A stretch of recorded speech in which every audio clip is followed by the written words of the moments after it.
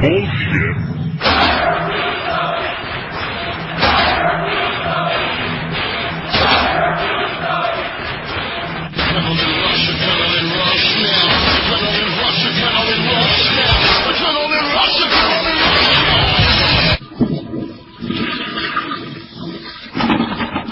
Impact opened up with Foley coming out and looking stern. Said he was there to wish everybody a happy holiday, talking about this and that. He was mad that the Mafia had lied to him and mangled Joe's arm. This is where they added the deal where now, not only did Joe get mangled... That came up later. It was AJ who dropped that bombshell. Oh, sorry. Different bombshell. I'm not even reading my own report, so hopefully nobody's reading along with me here. I'm trying to remember off the top of my head, which is a failure. What a dumb idea. Anyway, the Mafia came out, and they had a big argument back and forth, and this and that, and...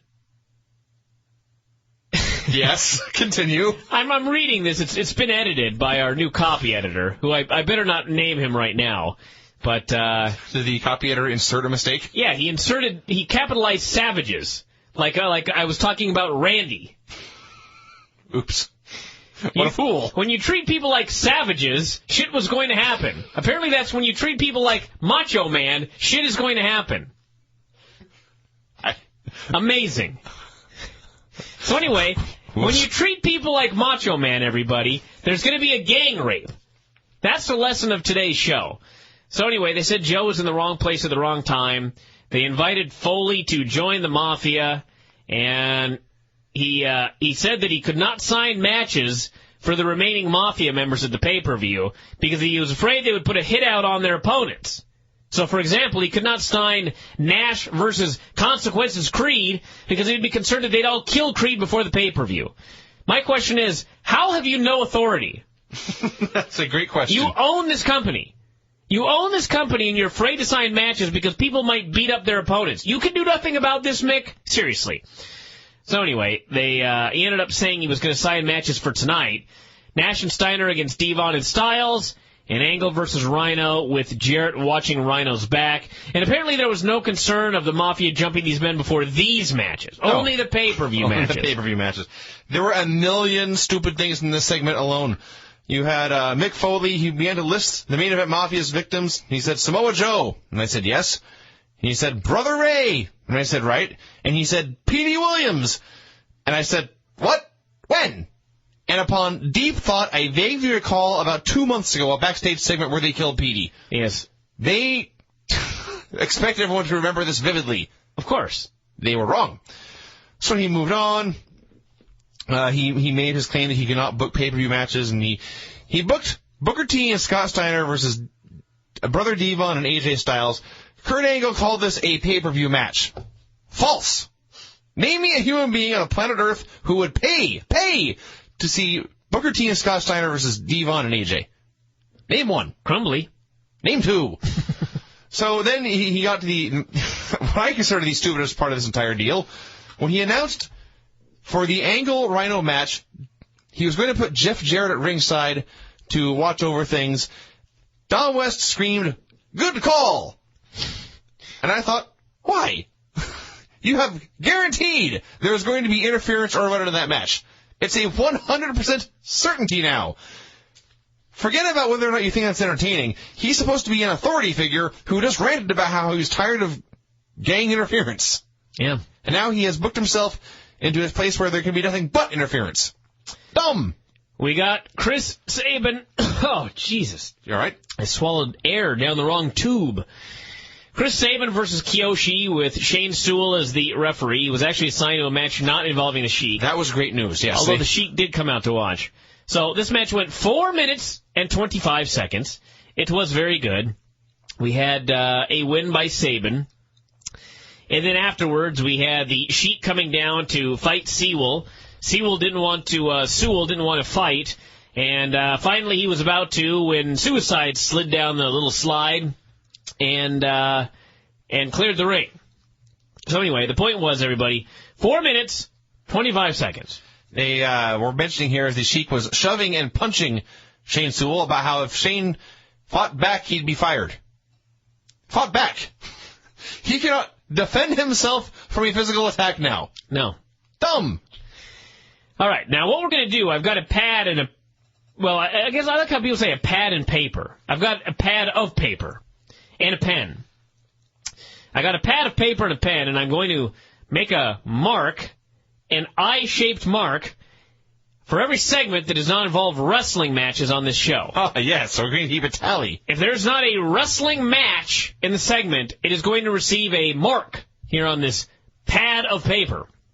So, we have the beautiful people outside with Kip, a fake Sarah Palin, and the blonde. It has now been 2 weeks. And we discussed it and recorded it once. I have no earthly idea. Don't know. I watched it. I read the Observer report. I've thought about it. I wrote my own report. And I don't know what was happening here. Except I know that the beautiful people were shoved into the crowd and the marks were going to touch them. That's right. One non-wrestling segment. You used the word marks. The best part was they were afraid of being in the crowd. They were being separated from the crowd by a guardrail, except that the guardrail was too short. And was not actually between them and the crowd. Poor security. We had a Jarrett Angle video package, which is a non-wrestling segment. Then we had a Jarrett sit-down interview with TNA. I'll count this as all one segment. I will give TNA the benefit of the doubt here, since they were interconnected. So we had the video package and the sit-down interview, and TNA asked him a question. And I believe that the question had to do with what went wrong with Jarrett and Kurt Angle. But the question actually concluded with these exact words. Working behind the scenes to advance this company, to grow it to greater heights. Boy, it just hasn't worked out that way, has it? This is what TNA said. Right. It just hasn't worked out this way. The company has not grown to greater heights. No. So that was bad. How can you write this and not notice that line? That line leapt out at me. Working behind the scenes to advance this company, to grow it to greater heights. But boy, it just hasn't worked out that way, has it? So they went on for a while. They talked about this and that and Kurt Angle and whatnot. And by and large, it was just boring. And then towards the end, I got annoyed when TNA asked how a Kurt Angle win would affect the balance of power. And I thought, well, why would it? One guy legally owns the company. He is given power over to his pal Mick Foley, but I'm sure he could take it back at any point if he wanted to. And the other guy is an employee. Therefore, the balance of power should not be altered. And Jarrett responded, losing is not an option. And I thought, why not? What will happen to TNA if you lose? Nothing. You're not even the owner. You handed it over to Foley. Yes. So, who gives a shit if you lose a wrestling match? What does this have to do with anything? My point is, this was a failure of a segment, and I did not make me want to see Kurt Angle versus Jeff Jarrett anymore. We then had Angle coming down to intimidate TNA, said he had no sympathy for Jarrett or his girls, said Jarrett was right that it would be a fight, a bloody fight, and then when he said he was going to cripple him, blah, blah, blah. Oh, tonight he said he was going to come out with Here's his exact quote, and I want to remind you, the main event of the show was Kurt Angle versus Rhino. And he was talking about Jarrett, what he was going to do to him, and then he said, to keep Rhino out of the way, I am bringing Sting to keep him occupied. I'll read that again. To keep Rhino out of the way, I'm bringing Sting to keep him occupied. So, to review, Jarrett was there to guarantee interference. Angle has outright said he does not care about the main event of the show. Why would anyone watch it? Well, I don't know. There's also I do know that is also a non-wrestling segment. That is a non-wrestling segment. And there was also a great point here, and only in TNA moment, when Angle was shouting at the announcers all angry, and he looked up at the camera, and as soon as he made eye contact with the camera cut away. Rough cut with Robert Roode. This, by the way, was at the 39-minute mark with one match. Total nonstop action, everybody. So anyway, James Storm said that people love to hate them. They hated Robert Roode because he was a millionaire and he could buy anybody, and they hated Storm because of his good looks and because he could drink so much beer. Awesome. Tremendous. He was also very diplomatic. They compared beer money to America's Most Wanted, and he was very polite comparing Robert Roode to Chris Harris, and he says, Robert Roode brings something to the table that Chris Harris didn't, and Chris Harris brought some things to the table that Robert Roode doesn't. And I thought, what?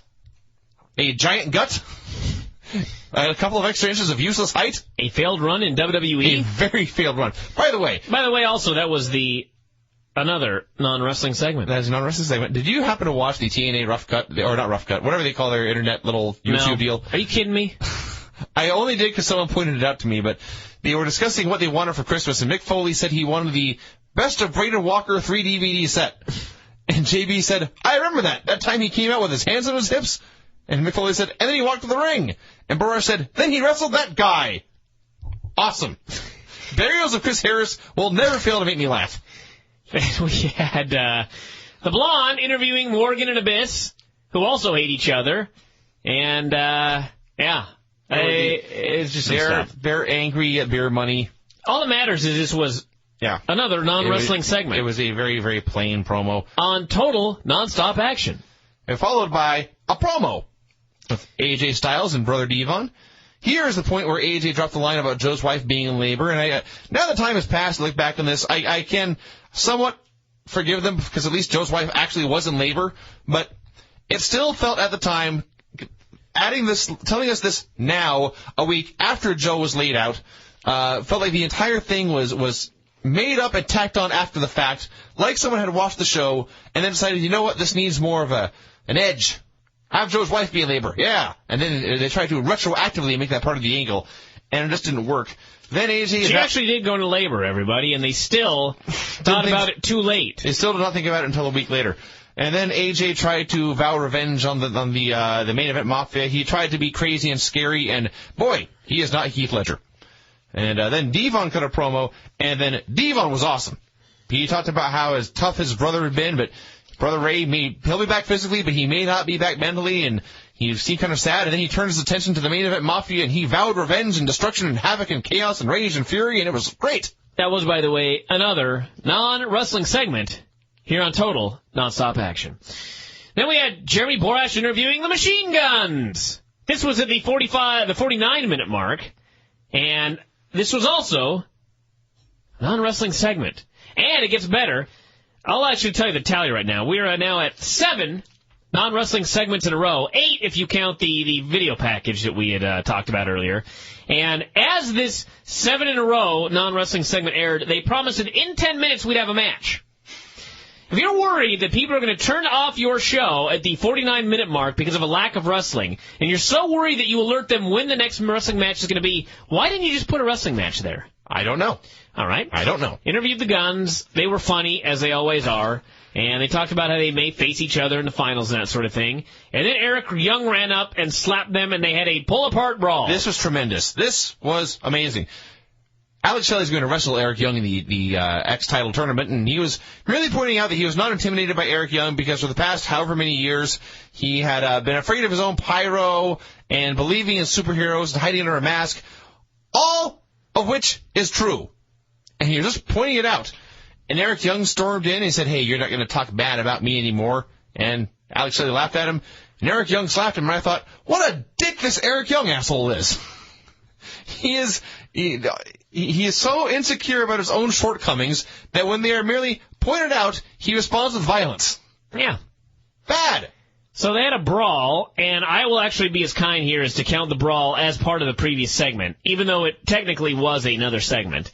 So they brawled all over the place, and Creed and Lethal made the save. 3-on-2, babyface advantage as always, and then the heels bailed. This was a very long brawl. You could almost count this as a match, and that there was at least a lot of action going on.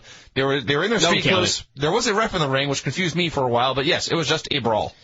Then we went to the back for Borash, which is yet another non-wrestling segment on Total Nonstop Action, which was followed by another non-wrestling segment on Total Nonstop Action, that being the girls in Santa outfits, and Tracy signed the second annual Knockouts Street Fight Brawl. Don't know who would want to see it, but they signed it. I do want to go back to the Borash segment. He was plugging their TNA mobile service, which is all full of backstage gossip and real-world news. And what was the tidbit? What was the drop, the tease that he was giving to viewers to hope to make them customers of the mobile service? Why, he said, there are some contracts coming up in TNA, and there are some big names that may be leaving. Yeah.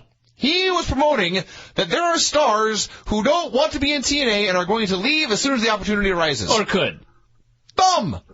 Well, when you called, you found out that Homicide and Hernandez are staying, so, I don't know. So if you didn't call, you just assume 2 people are leaving. I guess. And most people, I assure you, did not call. So anyway, everybody, total nonstop action. 4 minutes and 25 seconds of wrestling in the entire first hour. And by our tally here, 9 non-wrestling match segments in a row. 10 if you count the Kurt Angle video package prior to the Kurt Angle or the Jeff Jarrett sit-down interview. So there you go, everybody. Total nonstop action. Crumbly, please explain why this is acceptable. Anyone. Vince Russo? Jeff Jarrett? Well, they can't. AJ and D-Von finally had a wrestling match against Steiner and Booker, and they had a good match, and that D-Von was angry that his brother had been killed, and so he tried to kill the heels, which is how it should be done. They did not exchange holds or anything like that. So anyway, they ended up brawling all over the place, and they wrestled for like 3 minutes. And then it became a giant brawl with one heel and babyface over here, the other one over here, and they had it on a split screen. Even TNA was confused. He was calling spots on one screen when, in fact, the guy he was talking about was in the other one. They brawled here, they brawled there. They were on the floor for a long time. I didn't know if there were no countouts. I didn't know if it was a false count anywhere match. Well, let me explain. They did, in fact, brawl outside the ring. They brawled all over the building. They went over by the stands, they went over by the wall, and one guy got handcuffed to a wall. All of this was fine, apparently. The match just continued. And then all of a sudden, in the middle of it, the ref just threw it out as 2 guys were inside the ring. Doing moves. Apparently that's unacceptable in TNA to actually do wrestling. 2 guys were in the ring, they just inexplicably threw it out, and even Steiner did not know and was trying to get a pinfall, and the ref was explaining that he'd already thrown the match out. So, anyway, Nash and Angle came down, went after AJ. Finally, he was overwhelmed. They tried to break his arm. Frontline made the save. They got beaten up as well. And who should make the save for everybody but Mick Foley? A fat, old, crippled, behind-the-scenes guy. Now, God bless Mick Foley. Mick Foley's a really nice guy. But he is round. He is spherical. He was huffing and puffing and gasping for breath after this brief run-in, which involved him standing and everybody running into him. And he was the man who apparently was more powerful than all of the front line put together. Yeah. Better, scarier than Joe, more of a threat than AJ Styles, tougher than Rhino, and far above Geeks Like Consequences Creed. Sure. So he then the announced... young front line, led by the guy who broke in and feuded with, like, Eric Embry. Gasping for breath, he signed Booker, Steiner, and Nash against himself, AJ, and D-Von. So he is back in the ring at the January pay-per-view, and I guess he's got about 3 weeks to get in shape over the holidays. So good luck with that. Good luck, Mick. Vince gained 40 pounds. I did, yes, and yes. There was also, I mean, we discussed how stupid this was, but there was a point during the brawl outside where this was... I had to watch this in slow-mo to count what happened here. There were 2 men fighting, and there was a camera showing them. I think it was right when Nash interfered, in fact. And as the action was going on, this all happened within less than 2 seconds. The camera zoomed in, then it zoomed way back out.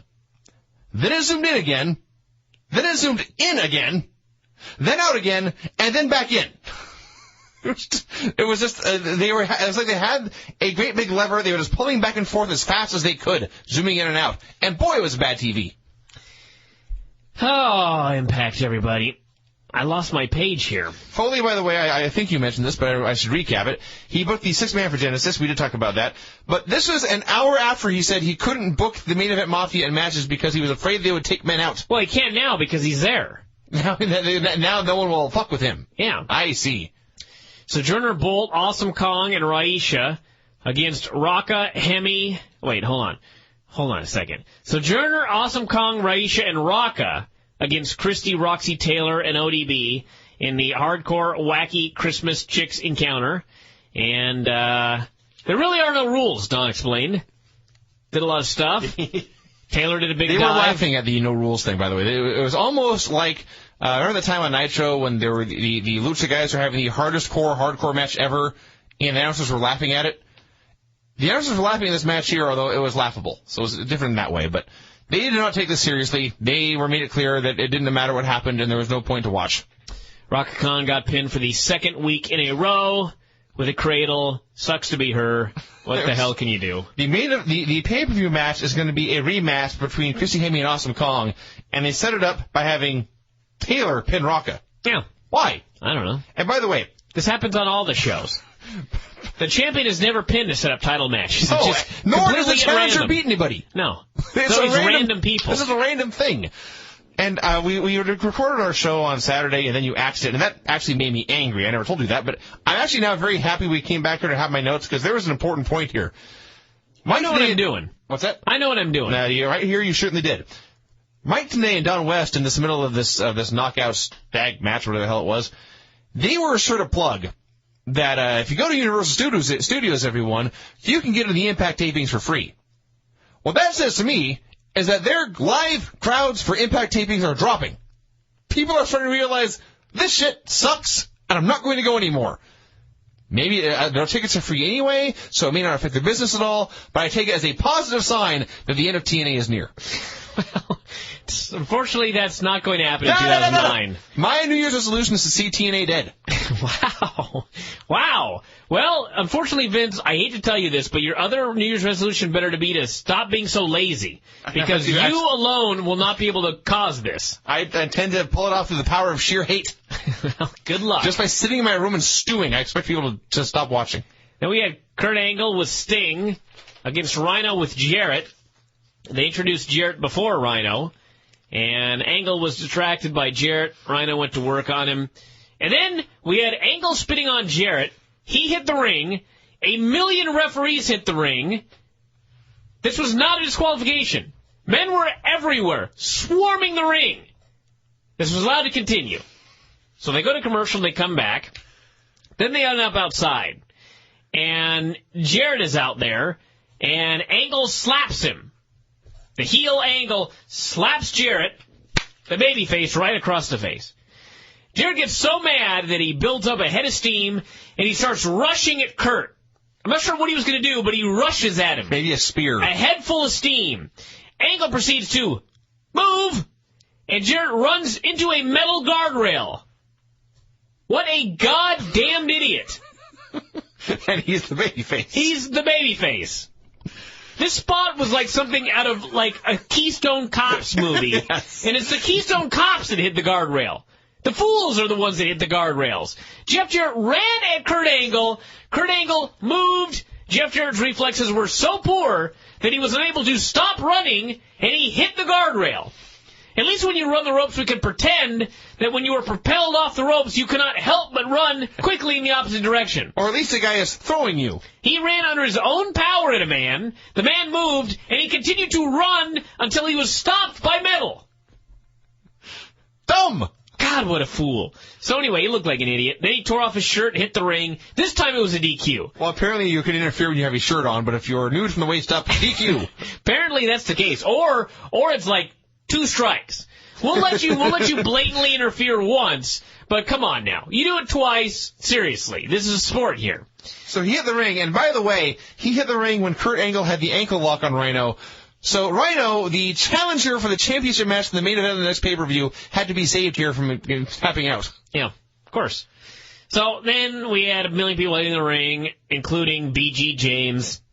And in the melee, Angle punched him, and the show immediately went off the air with Angle having punched B.G. James. B.G. James being laid out. We were supposed to be appalled and horrified. A wrestler, a 6'4", 250-plus pound wrestler had been punched. An ex-Marine, a multiple champion, a tough guy, had been punched, and now he's the damsel in distress, and we are relying on the heroic Jeff Jarrett to revenge his honor. Yeah. Dumb! Amazing. Speaking of dumb, there's a point in here, I believe Angle had a sleeper hold. How many times did you chant dumb during the show? Was Every it time more or less times than they had non-wrestling segments? That's my New Year's resolution. Every time they say something dumb, I'm going to point it out in the simplest, shortest term possible. All right. So, Kurt Angle had, I believe, a sleeper hold on Rhino here. It was a wrestling move he had on of some kind, and Don West said, and this is a direct quote, and I assume he's talking about Rhino here when he says he, "This isn't the way he sees it going down. He'd rather do it on the battlefield in war." He was losing a wrestling match to a wrestler with a wrestling hold. How is that not going down in war? Did he mean a literal war with, of course, a tank or a gun? Of course. And if he saw it going down that way, why did he not join the army? I don't know. Boom! A very, very short note. This show aired on Christmas night. Yeah. Everyone in the world was either at a Christmas party or traveling home. You're wrong. Or from a Christmas party. Did you see the impact rating? No. It did very well. No. Yes. These people are so loyal that they watch this show on Christmas night. Thanks. Which, by the way, let me ask you this question. Why would you air the show on Christmas night, but not New Year's Day? I don't know. What the hell is anybody doing on New Year's Day? All they're doing is sitting at home and watching TV because they're hammered. Right. I don't know. I don't either. To the back! Start talking about Impact. I liked Impact this week. I discussed that already. I thought it was paced much better than usual, and thus a thumbs up. Open with... Boy, your standards have dropped. Yeah. Dude, I usually leave the show angry. Anyway, show opened with Eric Young and Alex Shelley. Eric Young's entrance. For many, many years, of course, he was the guy who was afraid of his own pyro. And then 3-4 months ago, whenever it was, he had his awakening, and he's a tough guy now, and his pyro went off, and he didn't jump. He turned around and looked at it and turned back and smiled and went on. Once it made sense. Now he does it every time. His pyro goes off, he turns back and looks at it, then he looks back and says, "Ha-ha, I was not scared." Now we're supposed to be impressed that he is not scared of his own pyro.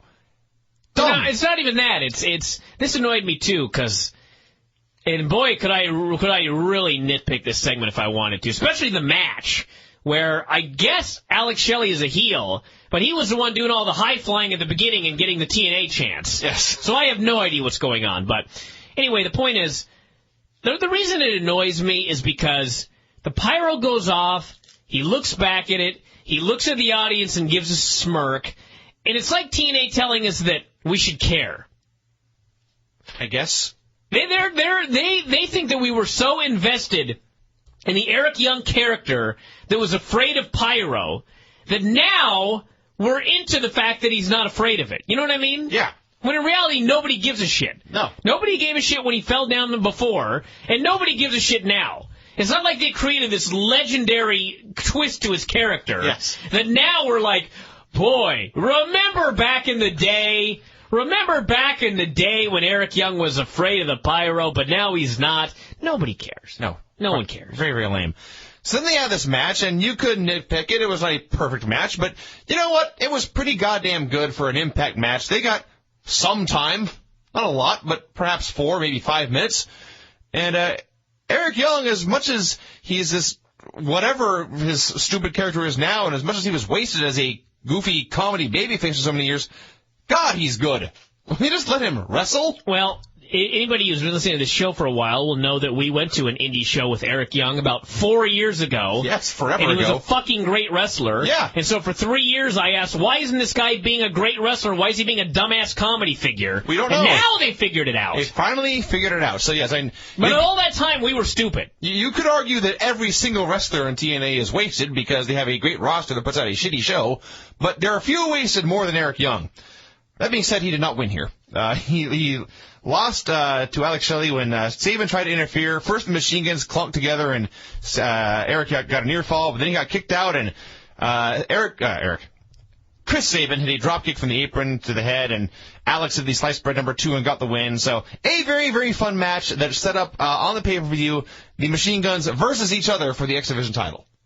Then we had Shane Sewell as a referee of that match, confronted by the Iron Sheik, the new, I guess he wouldn't even be the Iron Sheik, the Tin Sheik.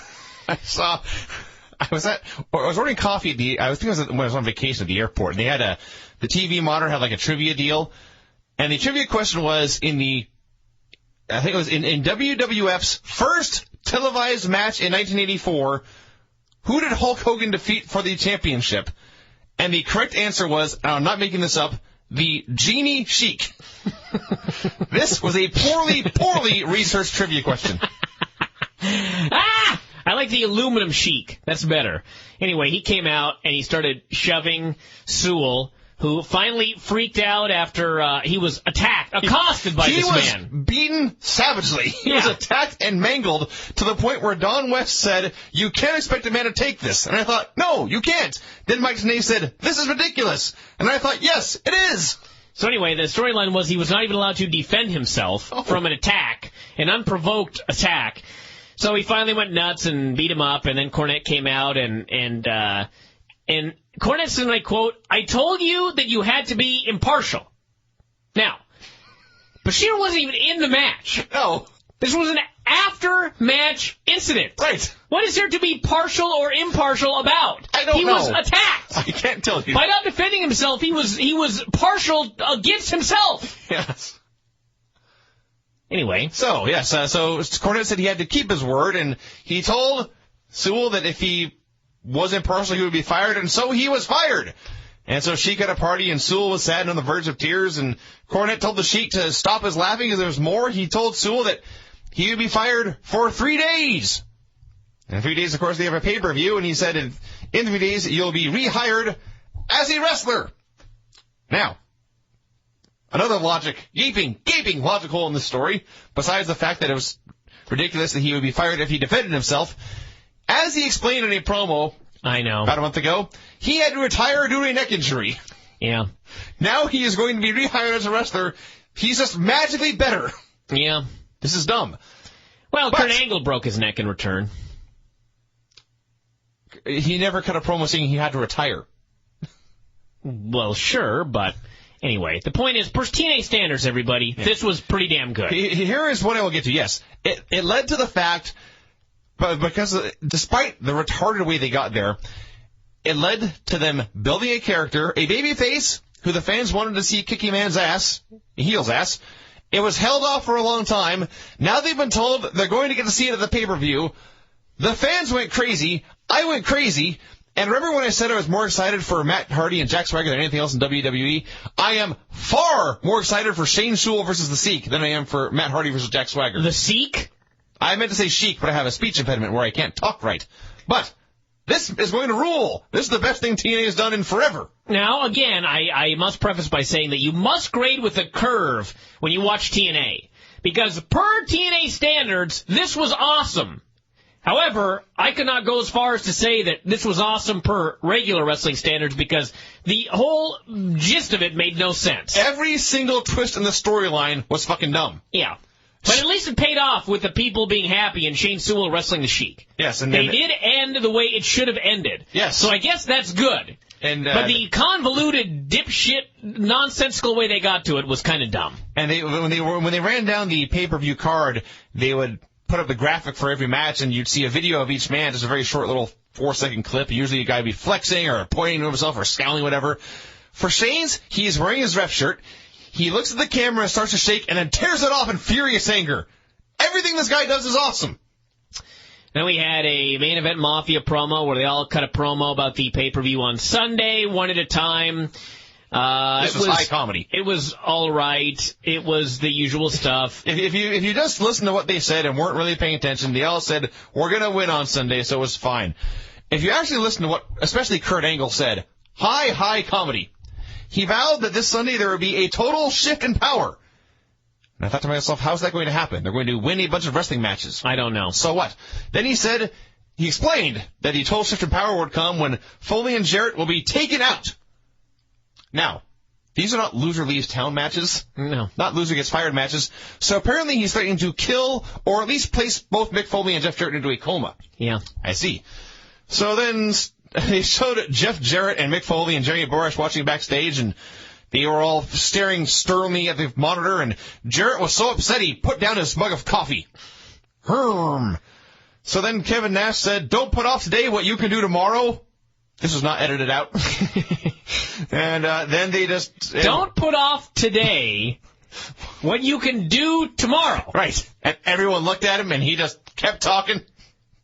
And it was not edited out. Do not put off today. Yes. It's like a fortune cookie that I cannot decipher. It's a poorly translated fortune cookie, yes. Do not put off today what you can do tomorrow. What does that mean? I don't even know. I've been trying to figure this out for 2 hours now. I have no idea. But everyone in the Mafia got to speak for a bit. Today. They cut backstage, and Borash started to ask Foley and Jarrett how they're going to survive. The Mafia vowed to take them out tonight. There's a point of this. And before Jarrett could respond, D-Von and AJ showed up, and they represented the front line, and basically they vowed to have their back What amused me here was D-Von had Brother Ray's red flannel, and he handed it to Foley and said, Ray would want you to have this. And I laughed. Because the only reason Ray wears flannel in the first place is because he is, and this is, I believe he would admit this, he has modeled his entire career about being a Cactus Jack ripoff. Tremendous. Don't put off today what you can do tomorrow. Remember when he was, the very, very first time he showed up on Nitro, after the switch, when Diesel showed up on Nitro and he said, so this is where the big boys play. Look at the adverb. Play. Don't put off today what you can do tomorrow. He also had a Stephanie McMahon line where he said, why wait? Let's take out Foley and Jarrett tonight, which they proceeded to not do. Hell of a plan. This was a dumb promo. We had a lot of Sarah Palin bullshit. I have one comment to make about this. Petting zoo, no more. I have a quick comment to make about this. At one point, one of the beautiful people turned to the other and asked, where's Kip? And her partner responded, he is done with this. Yeah. I'm not making that quote up. Kip is done with this. Yeah. Awesome Kong beat a girl named Madison Rayne, who they claim from Seattle, which is not true because there's no way I could have missed this woman. She was the best-looking woman on the entire show. Yes. And so they beat her. So they squashed her. Yeah. Way to go, TNA.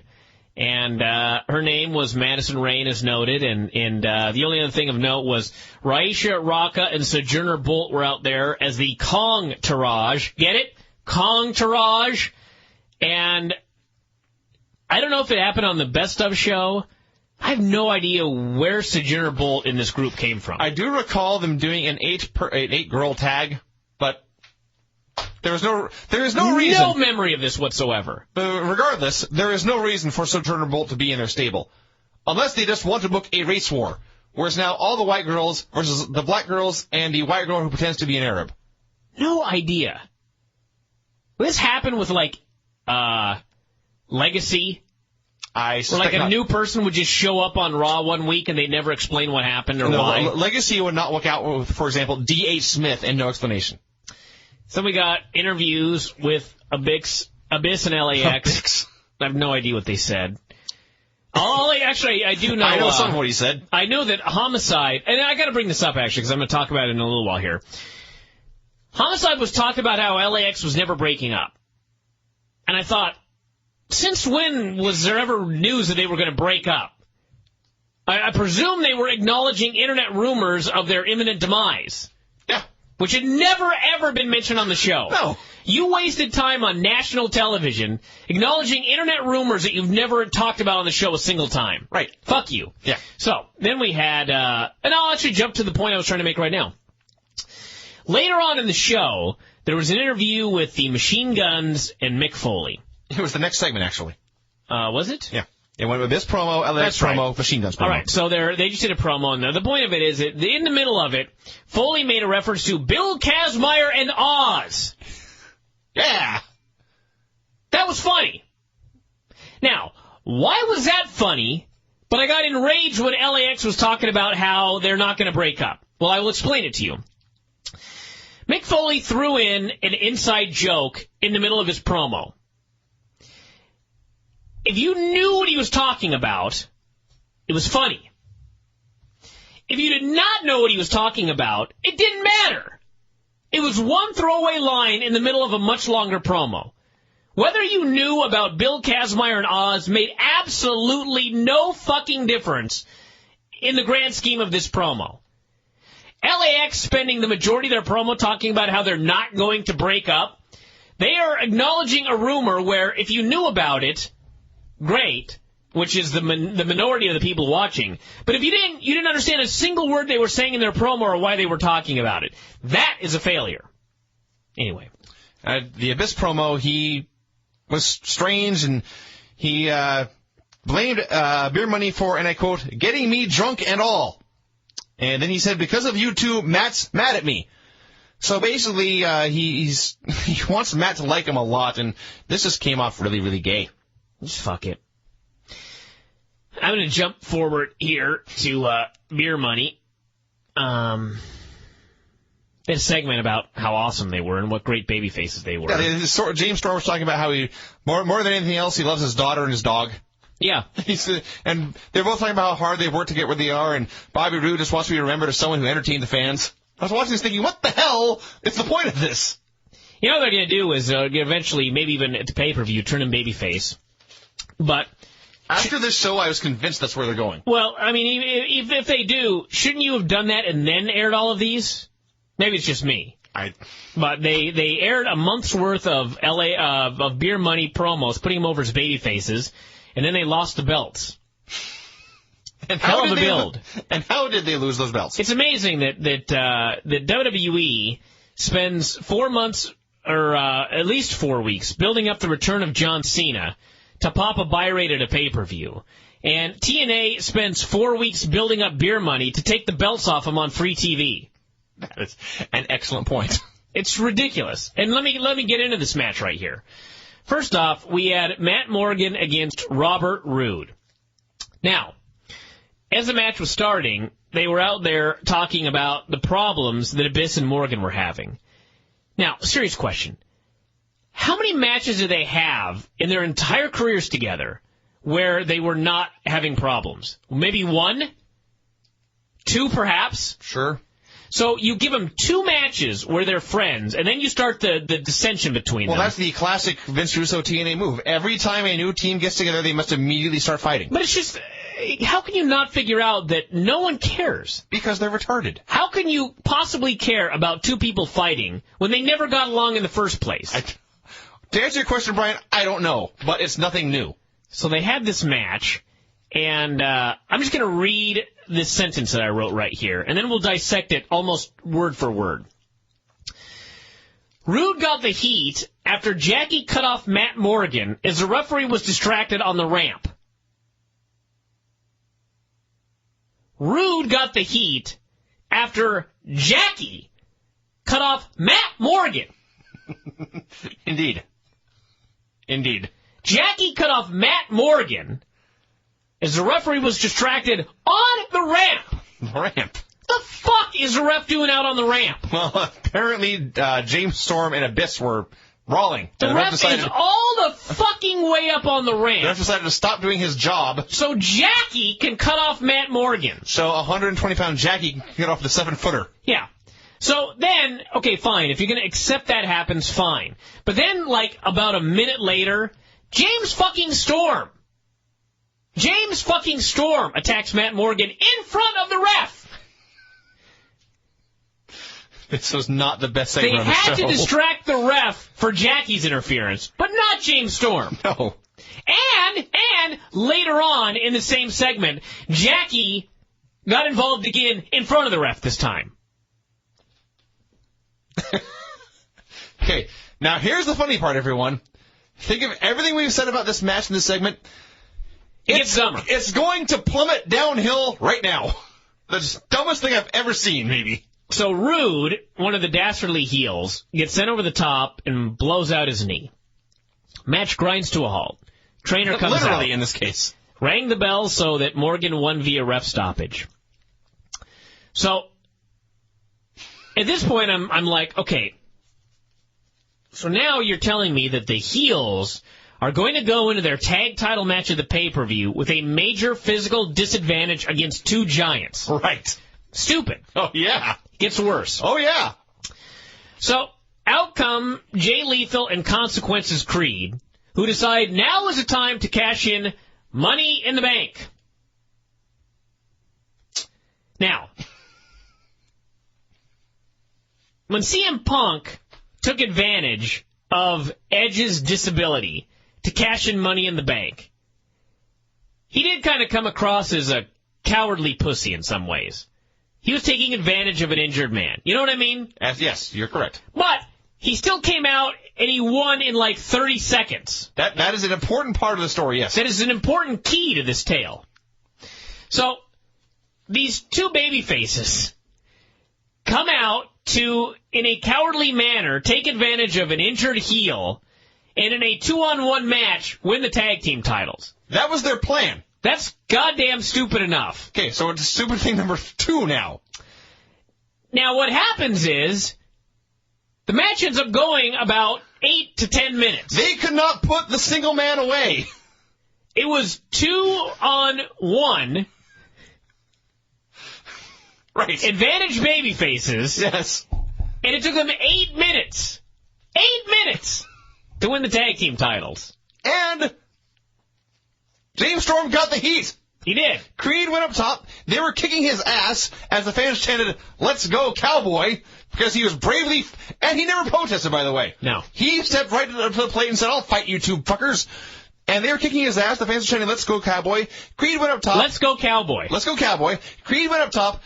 Robert Roode, a legal participant of the match, who was only out because of an unfair, cruel leg injury, fought through his injury to struggle up to the top rope and shove Creed off. Yes. Or crush him. So, through this heroic act, Consequences Creed was cut off. James Storm continued to valiantly fight one-on-one. 1-on-2. Well, it was 1-on-2, yes. Storm managed to tag in. They did the beer money spot and he tagged back out because all he could do due to his injured leg. So the match continued for a while. The longest match on the show, by the way. I swear to God. It went to a commercial. Yeah. It went through a commercial. So I would also like to note that Don West during this match said the following lines, which I am not making up. First he says, they realize they have a 2-on-1 advantage right now. This is what he said of the baby faces. And then later he said, you know they were looking for a situation like this. What fucking pussies? Yes. That's what he said. There is more. There is more. So after Consequences Creed finally made the hot tag to Jay Lethal, who jumped in, ran wild for a bit, and then got cut off and James Storm hit his finisher. Punked. Now, he hit the Eye of the Storm. Lethal kicked out. There was a kerfluffle. I think Jackie got involved. A kerfluffle? There was a much to do, much going on. Behind the ref's back, Jay Lethal picked up the briefcase. Yeah. He hit James Storm in the head. The ref turned around, and Lethal got the pin. The babyface used a briefcase and hit the handicapped heel in the head with it for the pin. Now, if you took this exact same segment and could somehow reverse polarity so all the heels were babyfaces and all the babyfaces were heels, this would have been the best segment ever. Yeah. But it was so completely ass backwards. Yes. All of it. Yes. Every step of the way. The best was afterwards. After the match, the Frontline is in the back, and they are celebrating like they have accomplished this great feat. They're jumping up and down and celebrating with their titles like they have won them in something other than a completely underhanded fashion. And D-Von goes, let's just let them stay here and enjoy their moment. Now, I cannot knock this, because if you just happen to turn in right then, you would think, wow, this is pretty cool. They at least, as stupid as the match was, they did their damnedest to make the title switch seem important and cool. They tried to make it seem like a big deal and a positive thing that Creed and Lethal were the tag team champions. So, yes, the match was retarded. Retarded. Literally retarded. But they did their best to try to make it seem like a big deal. They did not go to the back for, I don't know, a Shark Boy promo. They made this seem important. So I cannot fault them for the segment afterwards. But the Rude Morgan match followed by the tag title switch was the dumbest thing I've ever seen. Then we had BG James crying backstage. He was weeping and shedding tears. A 6'4", 240-pound Marine crying because of things that Kurt Angle had said about Jeff Jarrett's wife. I don't know what to say. This is disgusting. There's a word. This is disgusting. Then they had a match, and again, if you look at this in another context, it was a fine match, but I have seen BG James in exactly one match in like the last 6 months, and here he was kicking out of Kurt Angle's finishers. Yeah, Kurt Angle. Okay, so they're having a match. It's fine. You know, Kurt Angle's awesome. BG James is good, so they're having a fine little impact match, and BG hits the pump handle slam, which, not that he's won a match with this move in 8 years, but as far as I know, it's still his finisher. So he hits the pump handle slam, he makes the cover, Kurt kicks out, Kurt cuts him off, hits the angle slam. I'm thinking, win! This is fine. And then BG James kicked out. Yeah. They killed Kurt's finisher 3 days before the pay-per-view. By a retired wrestler. By the guy who was an interviewer just a few months ago. Yeah. So then Angle put him in the ankle lock, and he finally tapped.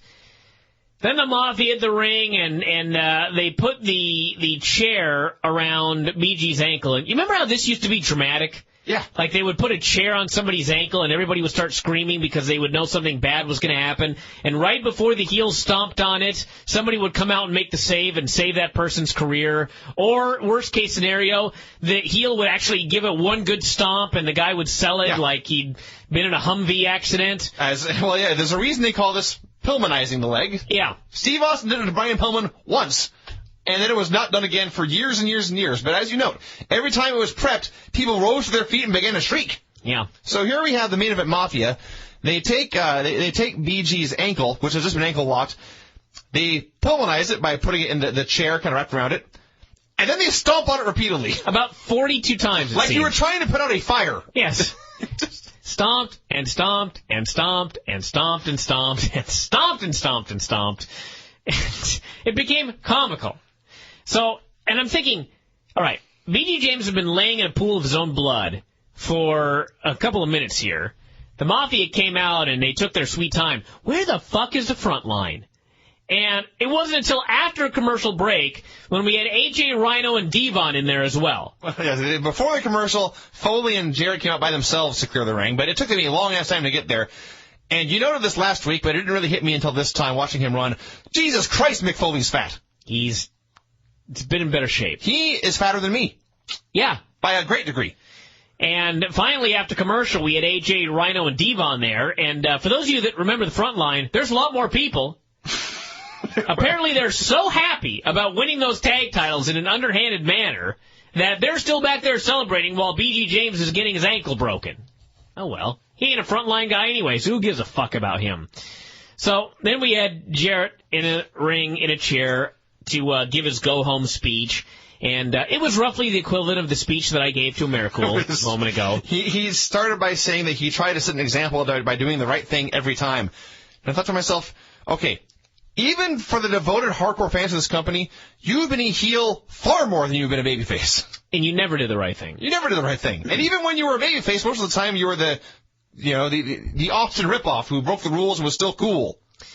So anyway, they finally brought Foley in there, and he cut a phenomenal go-home promo, and talked about how his beard was turning white, his tooth was all gray and fucked up, his face was haggard, he walked a little bit funny, but by God, he was still the hardcore legend.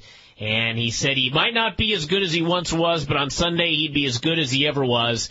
This ruled, and I don't think it's going to beat the lockdown numbers. I would predict 40,000 buys. That will be my prediction, which is actually pretty goddamn high for a TNA pay-per-view. Well, it should do better, certainly, than the way they did last month.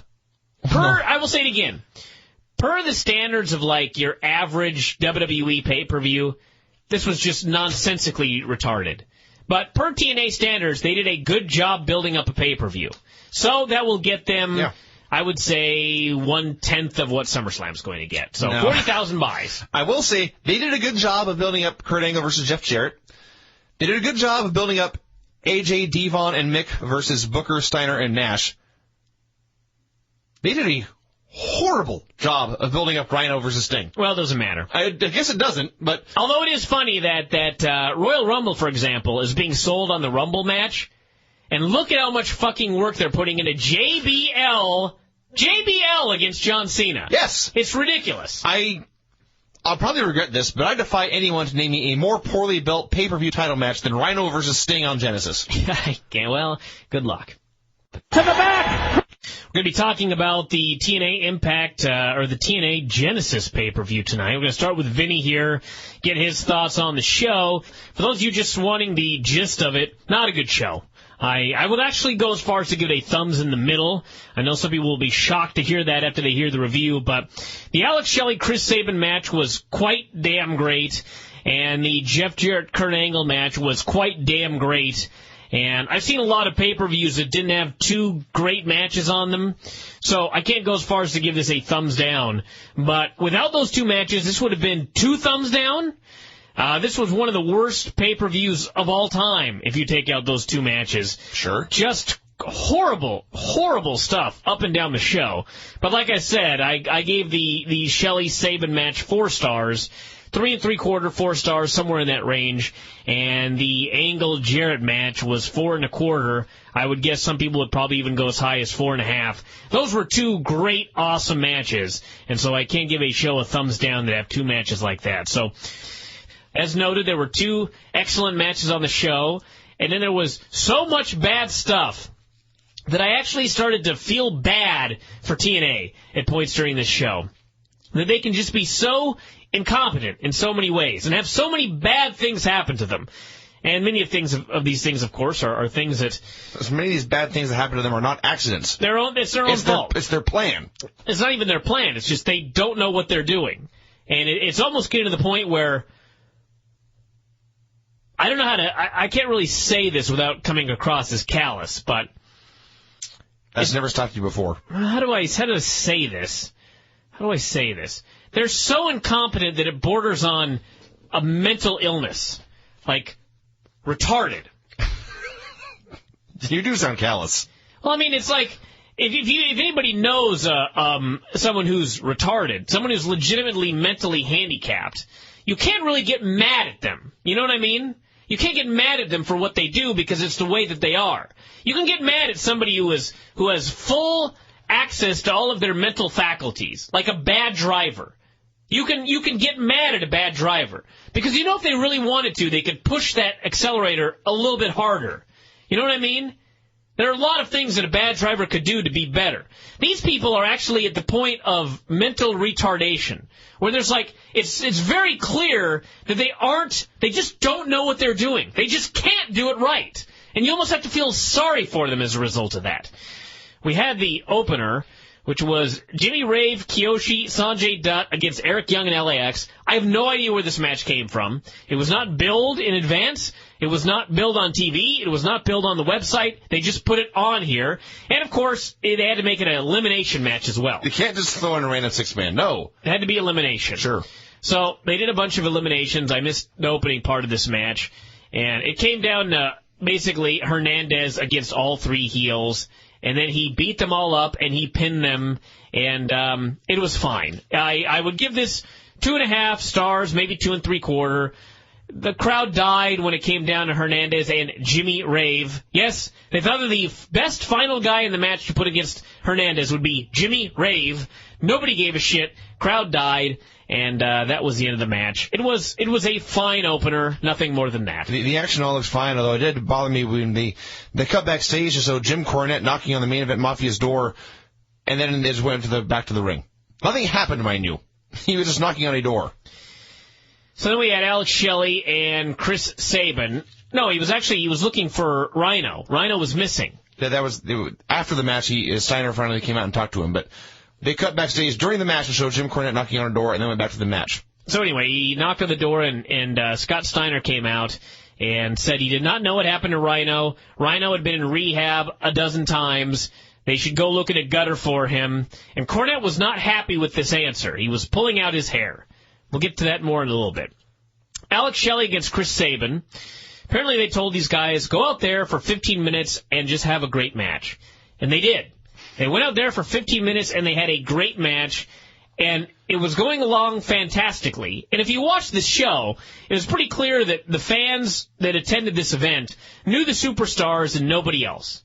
That did not stop them from getting into this match, which is a testament to both wrestlers. They did such a great job that they got these fans into their match. So everything was going along completely great, and then Alex Shelley started selling his knee, or his ankle, or something like that, and Sabin hesitated to make sure his friend was okay, and Sabin cradled him for the pin and won the X Division title. So after all that great wrestling, that was the finish. One of the guys faked an injury and screwed his partner and won the belt. Now, if that's what you want to do, fine, I guess. But as your average person watching on at home, if you and your friend were having a match, say me and you, Vinny, and I did this, and I screwed you and beat you, would you really just smile and hug me afterwards? Well, you and I are a bad example, but I and another friend of mine, for example, I'd probably be pretty upset. They were not upset at all. Sabin sat there for a while, and he looked at the ground, then he looked at Shelley, then they both kind of smirked a little bit, Then they hugged. And we never heard anything about it again. Shelley hugged Sabin. Sabin did not hug him back. Well, he patted him on the back after the hug. I see. And they embraced. He didn't shove him away. He didn't slap him. He didn't yell at him. They did not fight. There was nothing. It was like they didn't care. So why should I care about this title?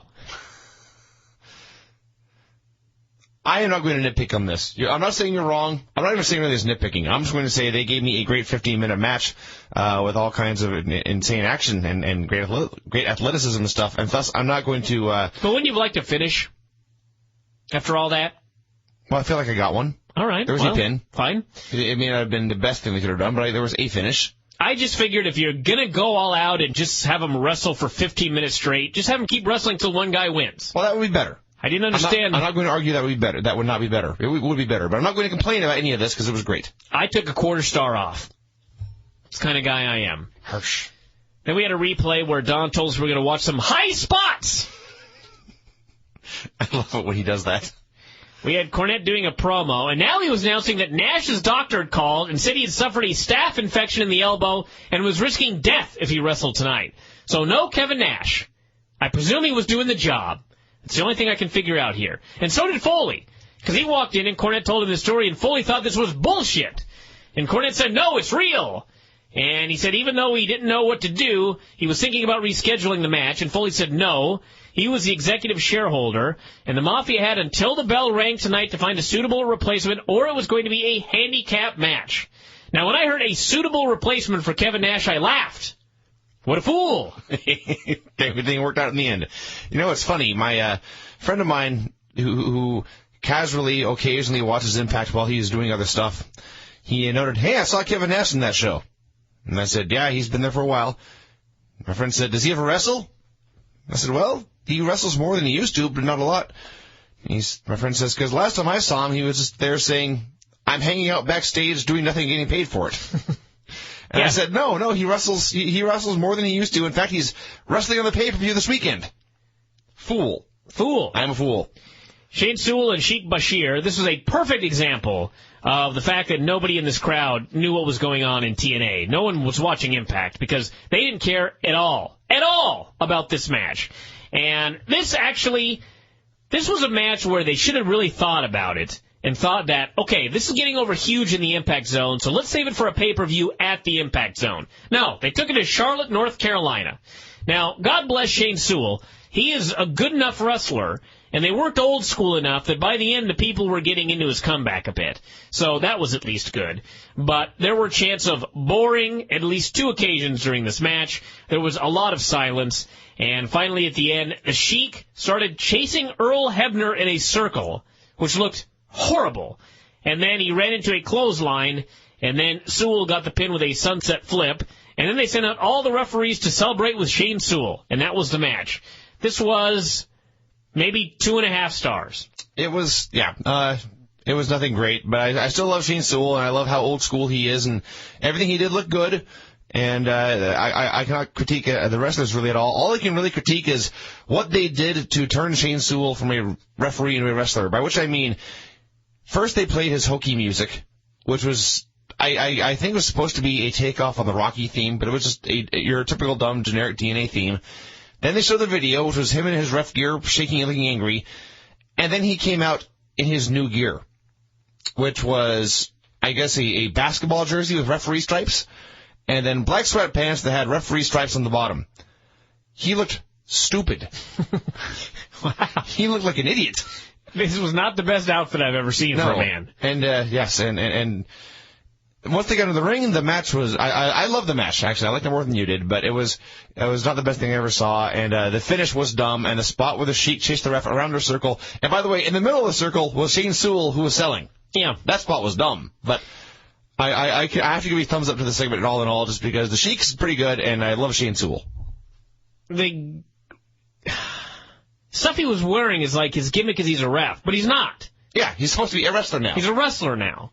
And apparently his neck injury that caused him to retire is healed. There was absolutely no mention of it whatsoever. He just got better.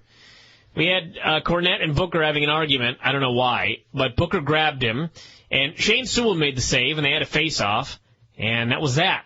I don't know what this is leading to. Shane against Booker for the Legends title. Is Booker still a Legends champion? Is Shane Sewell a legend? I don't know. It's a mystery. We had Consequences Creed and Jay Lethal against Beer Money against Abyss and Matt Morgan for the TNA tag team titles.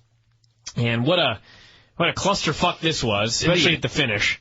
First off, when they came out, the announcers actually said that Lethal and Consequences had overcome the odds to win the tag titles. Really? They really said this. They overcame the odds. They had a 2-on-1 handicap match with a crippled guy and hit him with a briefcase to win. But this was overcoming the odds in TNA. I guess that's what enormous dorks they are. They are such fabulous dorks that 2-on-1 is overcoming the odds. 2-on-1 in their favor, by the way, for those of you that don't watch Impact. So, anyway, Rude worked the match, and... Still fighting courageously through his knee injury, by the way. That's right. Jackie got in the ring, right in front of the ref, and they did an avalanche spot on her in the corner, and the ref just raised his arms as if to say, what should I do? I don't know. What could I possibly do here? So then Storm fell on his back. Jackie ended up with her face in his crotch, and then Rude fell on his knees and basically humbled her. And they all sat there for a second, and then both dudes realized that they had this woman in a compromising position, and they cheered! Yes. And then all the fans cheered! Yes. And went, yay! I've seen this done before, and usually the heels realize where they are, and they get embarrassed. No. And then the fans cheer. But no, this time Robert Roode looked down where he was, and he thrust both his fists in the air in a sign of victory. Yes. Like he'd accomplished something. He's supposed to be a heel. Yes. So then we had a dive spot. Morgan wiped some dudes out, and we had a bunch of stuff. The ref was down.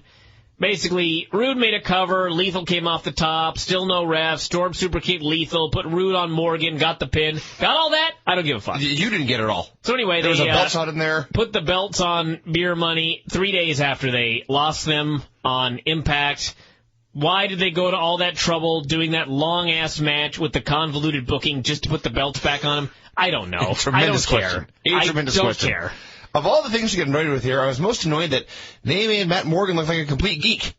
They kept him out of the ring forever because basically every time Abyss would try to tag him in, the Consequences and Jay Lethal would steal a tag, and Morgan finally got in and then hit like 2 moves, and he made a cover, and then Jay Lethal kicked him in the head. That took Morgan out. And then the match continued. Morgan got hit with a belt, and to make a long story short, after taking this belt shot, he lay there for like 90 seconds, and then was finally pinned. Sure. And they're still having problems even before this occurred. And again, as I've noted many times, I don't even remember a time when they got along. So why I'm supposed to care that they're not getting along now is a mystery to me. It's a mystery. No one remembers the good old days of Matt Morgan and Abyss best buddies. No, we don't. And they could have done some fun vignettes. They could have done some awesome vignettes of them being buddies, but of course they didn't. So we had Kurt explaining to Cornette that he had killed Rhino. They all beat up Rhino and left him laying, and of course Rhino's supposed to be fighting for the title later. And it ended with Cornette tearing at his hair, as if to say, what could I possibly do about this? Angle had 2 great lines here, and great may be the wrong word, but they entertained me. First he said, we made Rhino an offer he couldn't refuse. Then he refused it. Yeah. This makes everyone look like a clown. Then he said they took Rhino to a field, and they beat the tar out of him. And he was sure to mention, we left him cab fare, though, because we're that kind of guy. Yeah. It's just okay. I just love that Cornette is his authority figure, and these guys are running wild, and he can't do anything about it. He's the inauthority figure. You can't fine them. You can't suspend them. No. You can't take the title off Sting. Nothing to be done. What is Cornette? I don't even know. Apparently he's just a guy that yells. Jarrett also, by the way, and this is not great, he noted that after he beat Jeff Jarrett tonight, he was going to take over his office and then take over TNA. What? I don't know. Where was this step added? I don't know. I watched Impact and they never talked about this. So then we had the Kong Taraj, which was Raka Khan's ass, Raisha Saeed as a Sojourner Bolt against ODB, Roxy, and Taylor. And it was supposed to be Kong versus Christy Hemme. But Christy has 2 herniated discs in her neck, and she has come here to Seattle to get some sort of wacky alternative therapy that involves having her head cracked by a chiropractor or some sort of wackiness. Huh. So anyway, Kong is also hurt, and they didn't really make any mention of this whatsoever. They just made a 6-woman match, which I gave -2 stars. This was the worst match of 2009. It has got a real big head start for the rest of the year as well. This was awful. Awful, awful, awful. And Kong ended up coming out after ODB won and beating her up. I have nothing more to say about this. Sometimes what I write down, a stream of conscious note-taking, and it turns out to be more accurate and funnier than anything I could say prepared. And what I wrote down for this was heat on Taylor after, well, shit, hot tag ODB, and then it falls to shit. So it started off as shitty and then went downhill. -2 stars. This was awful. Thumbs down. God, this was bad. Just there was a spot at the end where all the girls were in the ring and they just were all laying like in a heap. I like the spot where ODB is climbing to her feet and she just grabs Rocca's breasts, and Rocca responded by licking her own wrist, and ODB looked at the camera. And I just thought, what are you doing? I went to the Science Center yesterday, and there's an exhibit of naked mole rats. And these are basically... they're like shaved mice that can't see or something like that. I don't know what the fuck they are. They're really ugly little beasties. And they have them in this little setup area that has a bunch of see-through tubes. And you can watch all these mole rats run around and act stupid. And so, of course, you have the mole rat that's trying to run backwards up the tube. And then you have the mole rat that's, like, asleep in the tube. So the other mole rat runs over the rat to get in front of the rat, crushing it in the process. And these mole rats are just so ungodly stupid. But you watch them and you just howl with laughter at how stupid these animals are. Just the stupidest animals you've ever seen. That was more entertaining than this match. And maybe better coordinated. It was. It was like these... less of a clusterfuck. These humans were doing the same shit these mole rats were doing, and the mole rats were way more entertaining. Way more entertaining. Awful match. And then we had Sting getting asked by Borash why he condoned this attack of Rhino, and he said he didn't condone it, and he wasn't even involved. He said he hadn't been in Charlotte in 15 years, and he was going to fight for the title whether Rhino showed up or not. Then we had Jarrett versus Angle in a no DQ match. Yes, rules are now important in TNA. So they had a match. It was fucking great. They worked at a very fast pace. There was a level of intensity in this match that you rarely see. These guys laid everything in. That's a polite way of saying they tried to kill each other. They beat the shit out of each other. They did a million stupid things. There was a spot where Angle was up on the ramp, and he was going to put Jarrett through a table on the floor with an Olympic slam off the ramp. And, well, Angle went through the table. Jarrett missed the table entirely and took an Angle slam off the ramp onto the cement on his side. When he has a hip replacement surgery procedure in 10 years, you can all look back on this match and you'll know why. They were bloody. They were beaten. It was just violence like you have not seen in a TNA match, maybe in years, actually. And they ended up back in the ring. They did a whole bunch of near falls. They hit each other with chairs, all this sort of thing. And finally, Jarrett ended up hitting him with a chair, and Angle got both of his hands up. It was supposed to be the guitar, but the guitar broke, so he'd use a chair. And then Jarrett laid across him, and Angle crucified his arms and got the pin. So same finish as Triple H and Hardy at No Mercy. And 4 1/4 stars. This was an excellent match, and then afterwards, Angle beat the shit out of him and did the Pillman spot on the ankle, and Jarrett did a stretcher job, the highlight of which was, after this epic, valiant performance by Jeff Jarrett, this profoundly lovable babyface, or whatever it's supposed to be, the fans sang the goodbye song to him as he was carted off, and I howled with laughter. It was sad, but I laughed as well, yes. It was great, and they did so many stupid things for two old dudes who should know better than this by now. Angle took his backdrop over the ropes to the floor, where he grabs the top rope and does a full flip over and lands on his feet. And he's wearing wrestling shoes these days, kids, so someday he's going to blow out his ankle like Evan Bourne did. And then I thought, wow, that was dumb. And the next thing was Jeff Jarrett launching himself over the top rope on Angle, not clearing the ropes all the way and coming down on his face on the mat. That looked like it sucked. Then Jarrett took a bell shot to the head, by which I mean Kurt Angle took the bell, he unplugged it, and then he hit Jarrett not with a bell, but with the side of the wood the bell's attached to. And he hit him hard in the head. And I thought, wow, that's much more than the dive. And after that was the spot we mentioned where Jarrett went off the ramp, not through the table. And at that point, why Jarrett continued to wrestle, I don't know. I would have retired immediately on the spot. Screw this, I would have said, I'm done. But Jeff Jarrett is apparently a tougher man than I, and he crawled to the ring, and actually from that point on, not only did he wrestle, but he was still awesome. And they had a long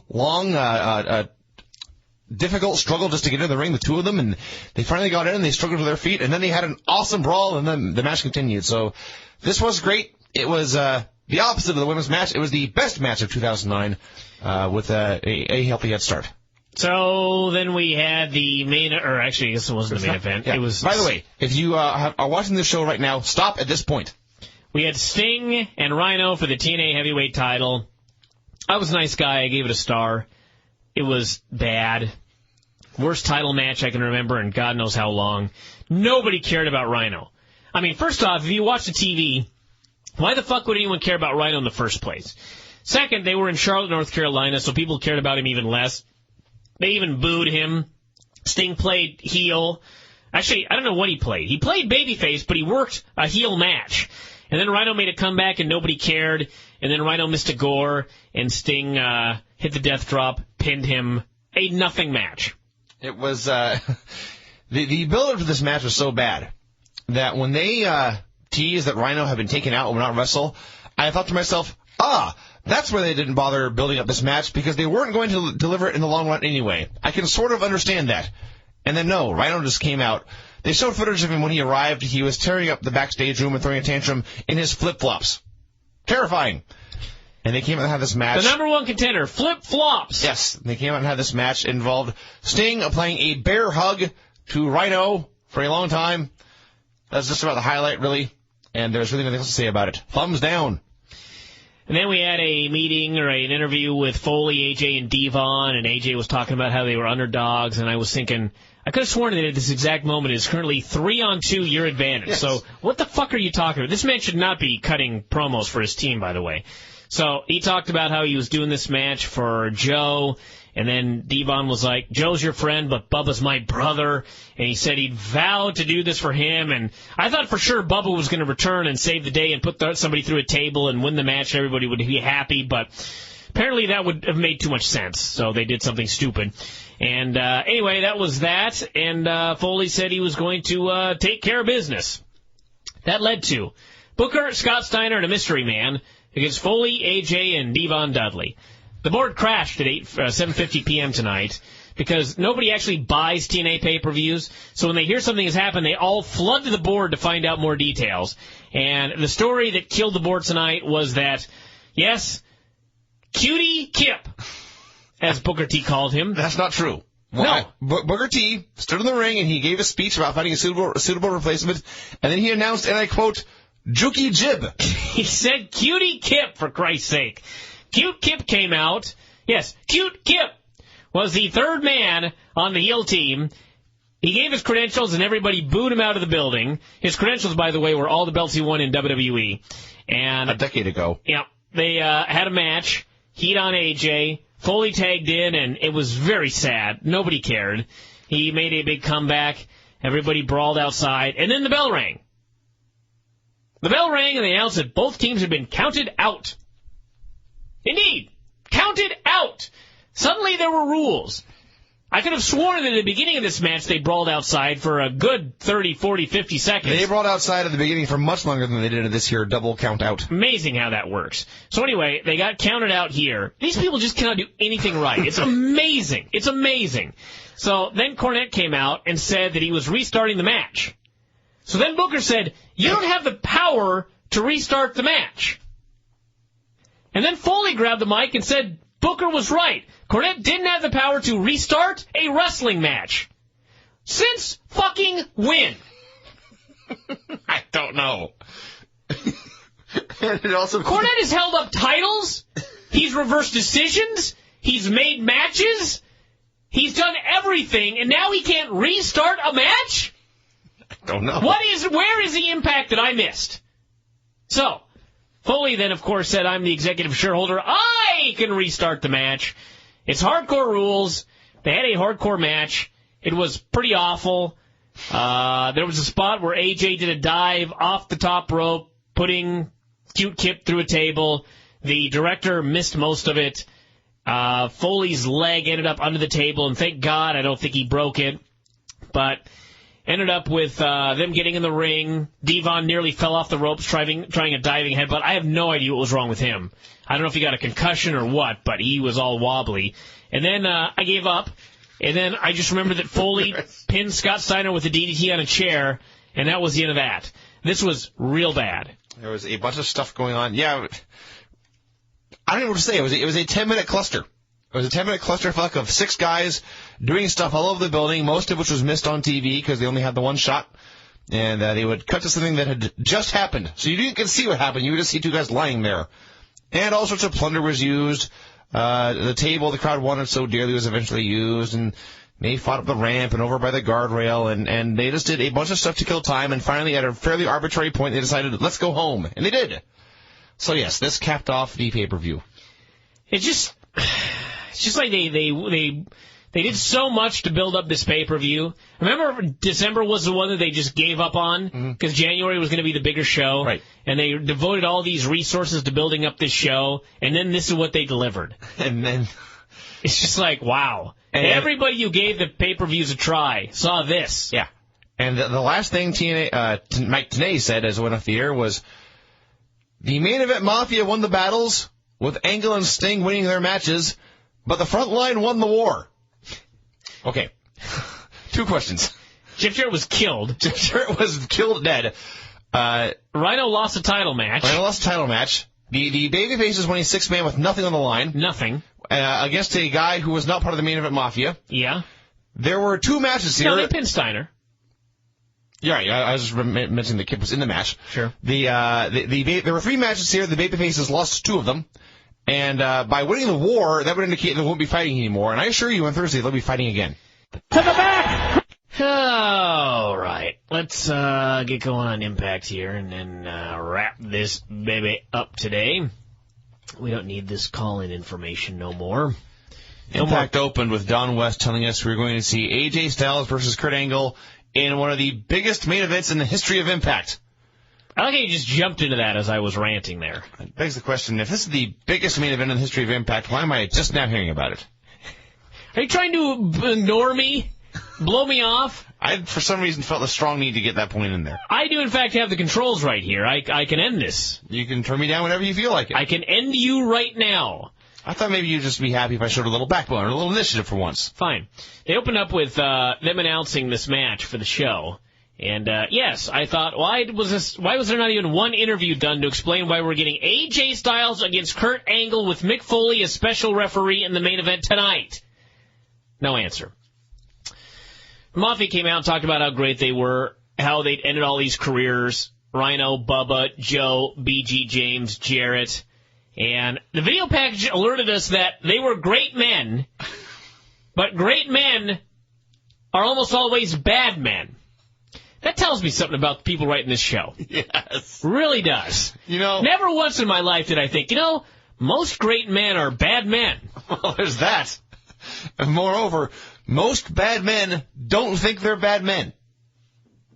Adolf Hitler did not consider himself the villain. Well, this didn't say bad men. It said great men. Are almost always bad men. Sure. This implies the Mafia, who produced this video, think they are bad men. Well, maybe, I don't know. Maybe badasses. That could be. I don't know. This didn't make any sense. Of all the things in the show to pick on, that's what you chose? You're choosing great men are almost always bad men? Well, sure. That's just a fallacy. And it's not a fallacy that the Main Event Mafia actually picture themselves as the heels. Well, they do. They do. They've actually said it. I see. We're the bad guys. All right, then.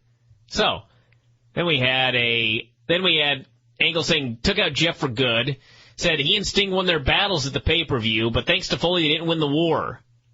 I have no idea what war they're talking about. I recall a 6-man wrestling match. We had this exact same discussion at the end of the pay-per-view show.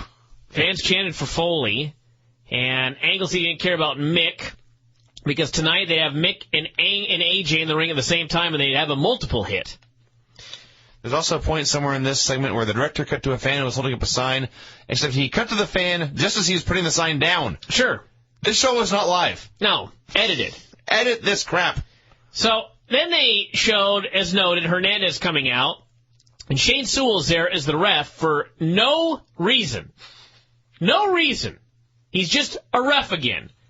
Days after being fired. Right. Fired as a referee and hired as a wrestler. Now he's just inexplicably back as a referee. So Hernandez wanted his shot against Sting. Shane Sewell refereed the match. Are they really thinking that not a single fan turned to their friend and said, why is Shane Sewell refereeing? I don't know. Do they really think not a single person thought of that? What are they? I just don't understand. I don't either. I don't understand anything about this segment. Assholes. So Sting worked like a babyface, but still got the heat. 3 minutes later, Hernandez made a comeback and the Mafia interfered for the DQ. Just Jaw jumped in and killed him. Yeah.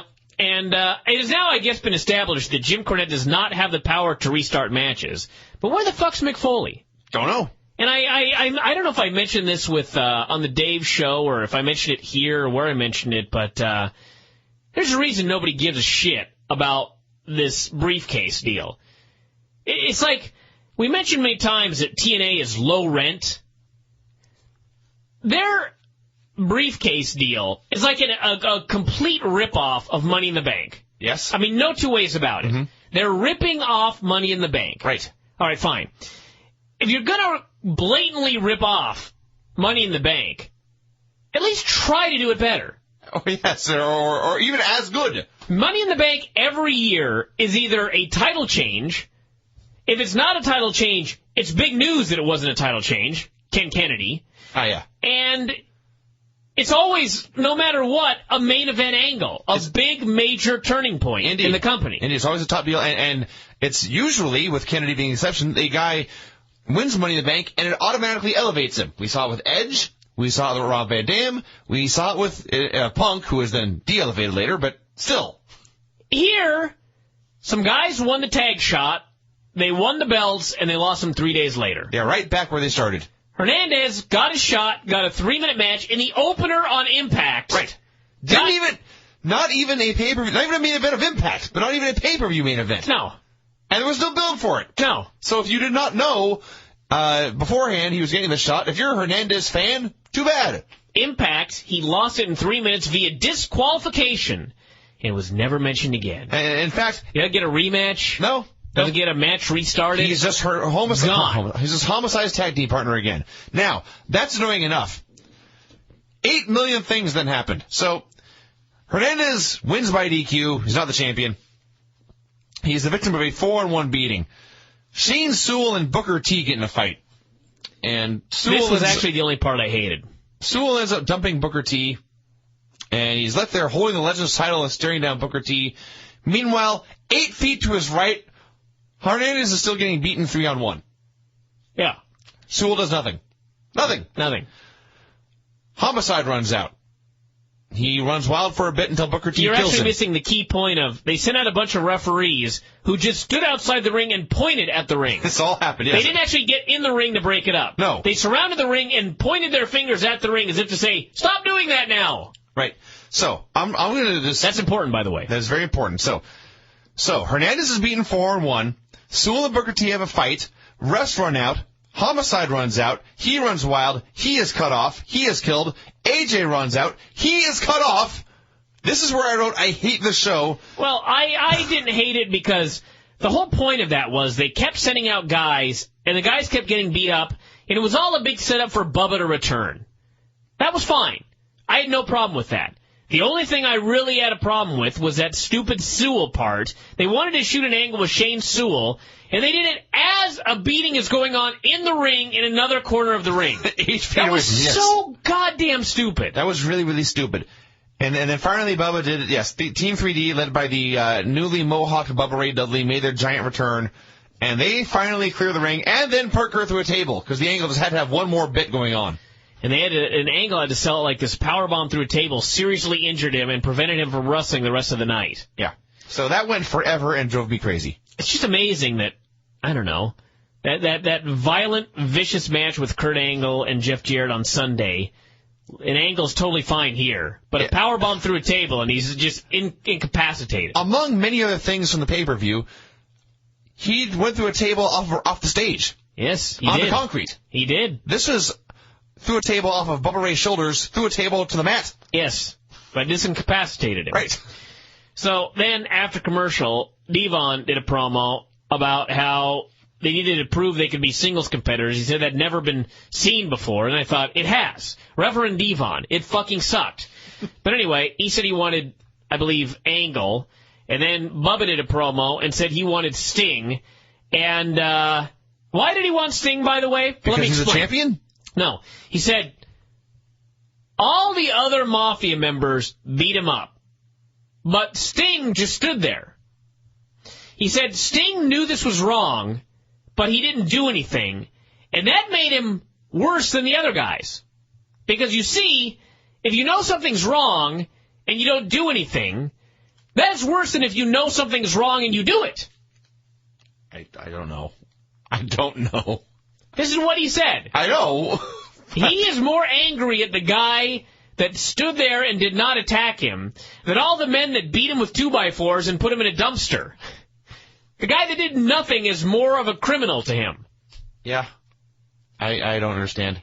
All I know is when this is all said and done, we were left, apparently in the next pay-per-view, we're going to get D-Von versus Kurt Angle, Bubba Ray versus Sting for the title, and Hernandez is just back down from the bottom. So you're telling me that if I was at the bank and a robber came in and pulled out a gun and put it up to the bank teller's head and said, I'm going to kill you, and then killed the bank teller, I'm supposed to be more angry at a bystander that stood by and watched than the guy that pulled the trigger? That's what I'm being told by Bubba here. I think you're right. That's what he said. You're putting too much thought into this. It's just stupid. Didn't you say I want to win the title from you, you cock? You would think so. So the good news is both men had really awesome delivery. The bad news is what they said blew. That's right. So then we had the beautiful people going to sign some documents saying they were going to the inauguration. Cute Kip, who was a badass main event wrestler on Sunday, is now back to being a gay hairdresser. No explanation whatsoever. No. The Mafia wasn't even mad at him for anything at the pay-per-view. No. The Mafia just didn't even care. No. Not even mentioned. I was going to say, I don't think they even mentioned he was in the main event on the show. No. So if you didn't watch the show, which most of the people watching didn't, they have no idea. So he tried to tell them this was a rib, and they told him to get over himself, and he said, fine, you two chicks are on your own tonight. I thought he deserted them weeks ago. I think he's walked out of this angle like 4 times. So then they showed footage of the Jarrett match and said he had injured ribs, contusions to the kidney, grade 1 concussion, and more. Yeah, and this is prefaced by Mike Tenay and Don West in front of a blue screen with the crowd behind them. Yeah. And it looked really hokey, and it made me laugh. I guess that's good. Yeah. You know, our king, Jimmy Lasers, has gone on and on. He's trying to, I don't know what he's trying to do, but he keeps bringing up that the announcers are not facing the ring. And I think he's trying to make fun of me, essentially, by pointing out that I nitpick things, and thus it would be awfully nitpicky to note how stupid it is for the announcers not to face the ring when they do commentary. And in reality, it's a good thing when you don't face the ring to do commentary, because the idea is that you're looking at a monitor, and the monitor is showing you what the people at home are seeing. Right. So it is a handicap to be facing the ring, because you can get caught up in the action and watch the ring and not be talking about the things that the people are seeing at home. So, fail, my king, fail. Anyway, we had the doctor telling Angle he couldn't wrestle. He was mad. Beautiful People came out with the fake Sarah Palin, and she had told them that they had passed every test, and they were going to be at the inauguration next Tuesday, and gave them a document to sign to make it official. We never found out what this document was, by the way. Maybe there's more to come, although they've taped 2 weeks of TV and no mention of it. So out came Taylor and Roxy. Taylor called them, and I quote, dumb biatches here in 2009, and said that they'd been spending 6 months trying to find a way to get even with them for embarrassing the Knockouts division. They claimed they were real wrestlers, while the Beautiful People were, I guess, fake wrestlers with fake noses, fake boobs, etc. Now, first off, Taylor Wilde has fake tits, so what the fuck is she talking about? And second off, Angelina Love. Now, granted, Velvet Sky is not the best wrestler I've ever seen, but Angelina Love. So anyway, now, here's the other thing. Well, go ahead and see how this ended. They said they were not divas, which apparently is low rent. They were knockouts, not divas, knockouts. What does the term knockout even suggest? Beautiful people. Right. Anyway, they talked about how they were two dumb blondes, and there was no inauguration, no meeting the president. That wasn't even the real Sarah Palin. And then they said punking them was not fun enough. It was time for them to get mucked. And then stuff fell from the ceiling and covered them. And that was what we waited all of these weeks for. That was all the 6 weeks of build. That was the big, yeah. Like 2 months, because it went since the actual election, didn't it? To get to this point, that's what it led to, was they put dirt on the beautiful people. Now, theoretically, the payoff here should be, we're happy to see the beautiful people get humiliated. Right? Sure. That's what the fans... And there was no real reason here. They never really did anything. Mostly they just entertained us and were hot. So Taylor Wilde had to come out and tell us why we were supposed to hate the beautiful people. It's because they wear makeup and have fake boobs and wear slutty clothes, apparently. Yeah. Little tip about most wrestling fans. They like girls in slutty clothes with makeup and fake boobs. Yeah. That would make the beautiful people faces here. Yeah. And they can wrestle. And they can wrestle, and they're entertaining, and they have their entrance that everyone loves. This was an utter failure. In every way. It infuriated me. It was long. I didn't even care, because I knew it was going to be stupid. Did you really think you were going to get a good payoff to this? No, but I knew how much time... I guess in total it wasn't more than 15 minutes, but we had to see multiple angles of this stuff for weeks now. And you thought you'd get something good at the end. I would have rather they just stopped it. Well, and the beautiful people just came out, and there was no mention of Sarah Palin. Too bad. We had and by the way, we're all supposed to believe that Angelina and Velvet not only really thought this was Sarah Palin. I had come to grips with that part. They also believed that she really had won the election. Yeah. Yeah. Bullshit. Yeah. This is why... Ridiculous. Between this and the whole opening deal... This is why I called it a flaming turd of a TV show. The Conctourage did a promo. Sojo Bolt is her new name, and she did all the talking. And then we got a rough cut with her. And unlike every other rough cut, where they take, like, the number one heels in the tag team division and portray them like baby faces by telling their real story, she played heel in a rough cut. Yes. It was so wacky. That helped. But, yeah, she did a rough cut where she made it abundantly clear that... She mentioned something about people like us, and she looked at Raka and then at Kong and said, "You know what I mean?" Make it abundantly clear that the black women are heels. I see. And then she mentioned that she called, I think it was Taylor Wilde, she called a Barbie doll, and it was Lauren, who was right there with the microphone. She called her a Barbie doll and said she would treat her the way they did in the ghetto and show her how it was done in the ghetto. And if you're going to be a character from the ghetto, you should speak like, for example, JTG. I believe JTG's from the ghetto. So she spoke with perfect English, enunciating everything very clearly, and then talked about... What are you saying here? I'm saying ghetto characters, Brian, should speak in a different dialect than other people. People not from the ghetto. I'm just going to turn myself down. You can turn yourself down. Let myself dig my own hole here. So then after talking about her ghetto childhood, she then said in the rough cut right away, "I had a great childhood." Wow. She went through some tough times. Are you finished? I'm done. With your racial tirade here? Yes. Taylor and Roxy and ODB against Raisha, Raka, and Sojo Bolt. We really needed a rematch, apparently. Somebody watched the pay-per-view, and of all the matches on the pay-per-view, thought, you know which one would play well in the Impact Zone? Not Shane Sewell and the Terrorist. How about this one here? So we got this one again, and it was a whole different level of terrible from Sunday. It was terrible. Terrible match. But terrible in a very different way from Sunday. I don't even know how to explain that, but it was just horribly bad. Raka got pinned for about the 18th time. Fire her or do something with her. I don't. Sojourner Bolt took they took one of the baby faces to her corner, and she turned to Raka and she held up her hand. Nothing happened for like 3 seconds. And finally Sojourner screamed, "Tag!" And Raka did. Later, we got a hot tag to Roxy, and we got the Roxy versus Raka Khan battle. My God! This is some bad pro wrestling. They got the heat on ODB at one point, and there was a Why are we still talking about this match? Because there's so much horrible things to talk about. ODB, they got the heat on her, then they did the double KO spot leading to the hot tag. She had to fire herself up. She fired herself up, I'm not making this up, by masturbating. That's actually true. She pawed herself right there on the mat. She rubbed her vagina. And this inspired her to make the hot tag. Yeah. Right.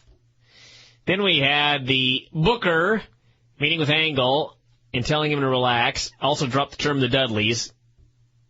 We had the announcement during a commercial. This is actually great. UFC 91 with Lesnar and Couture is going to be replaying January 24th at 9 o'clock p.m., which, by absolute pure coincidence, just happens to be head-to-head with Affliction.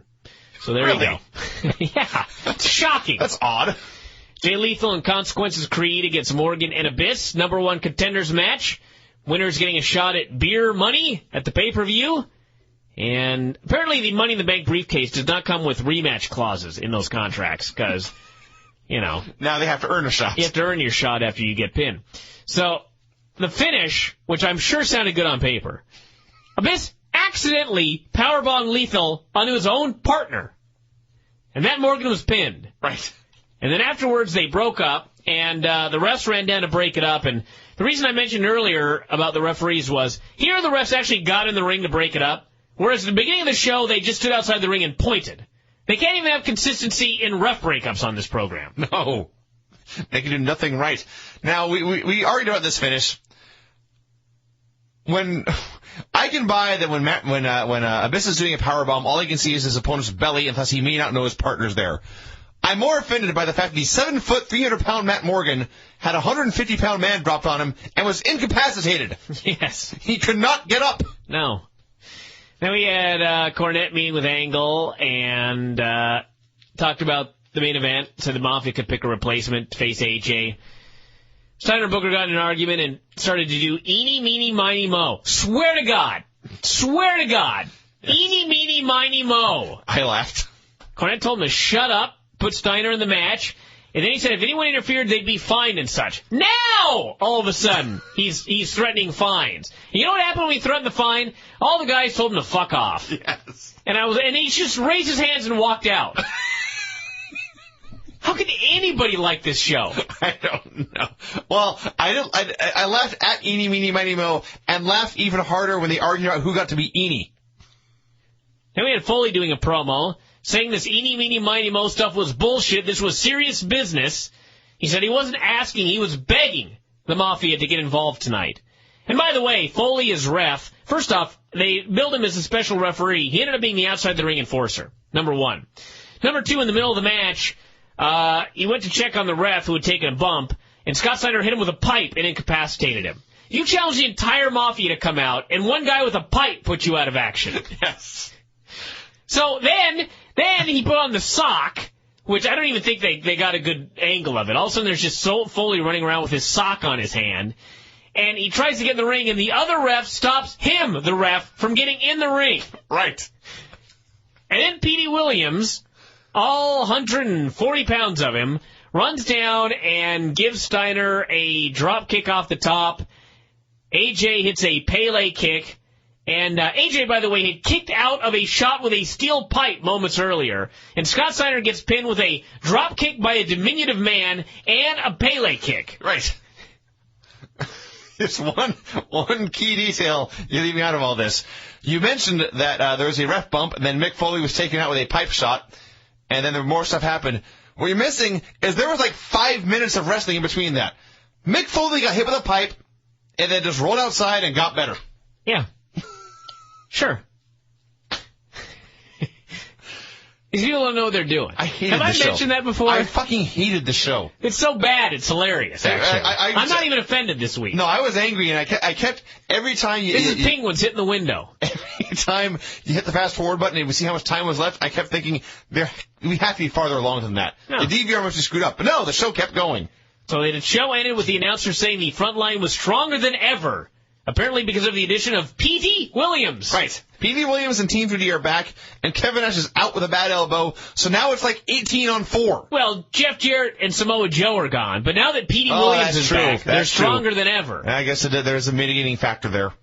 To the back! Impact, everybody.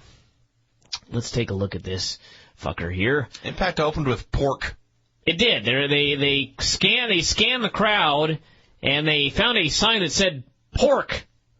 And they zoomed in on it. And they focused on it. Why? I don't know. I don't know either. But it was a sign that said pork. And apparently the director thought, this is very important to alert all of the viewers that a man in the impact zone has a sign that says pork. So fine job, Keith Mitchell, or whatever your fucking name is. We had Alex Shelley, Chris Sabin, the Guru, and the Terrorist.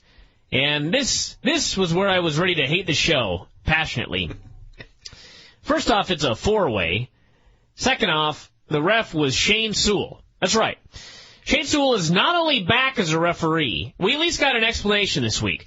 The explanation was Mike Tenay nonchalantly mentioning that he had been reinstated as a ref. That is the extent of it. I actually missed that. That is the complete extent of the explanation for why Shane Sewell is back as a ref. Because he's been reinstated. As a ref. Now, not only is he back as a referee, but he was a referee in a match with Sheik Bashir. Right. What? It gets worse. Yeah. It gets worse. Not only is he back refereeing a match with Sheik Bashir, but the reason they had the tournament at the last pay-per-view to climax with the crowning of a new X Division title was because of bullshit involving Shane Sewell and the Sheik. Right.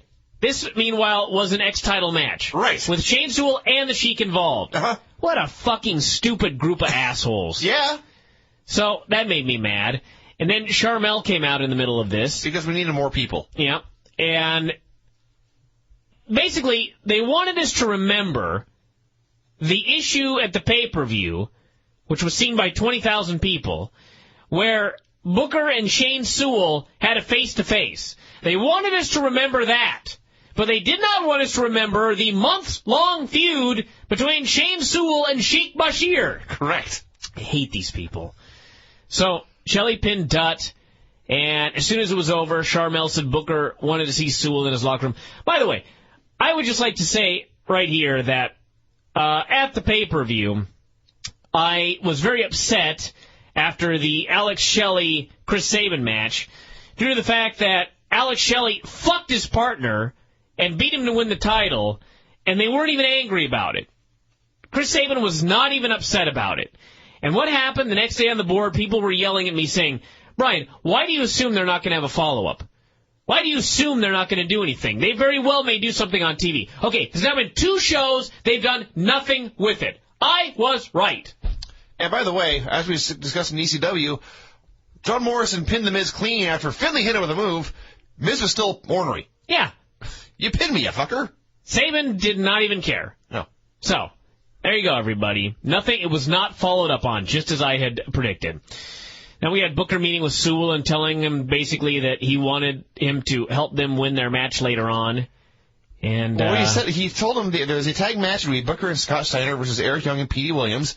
And Booker told Shane Sewell that it was important that it come down to Booker and Scott alone with Petey. Okay, fine. They want to beat him up 2-on-1, so they want the ref to get rid of Eric Young somehow. That's fine.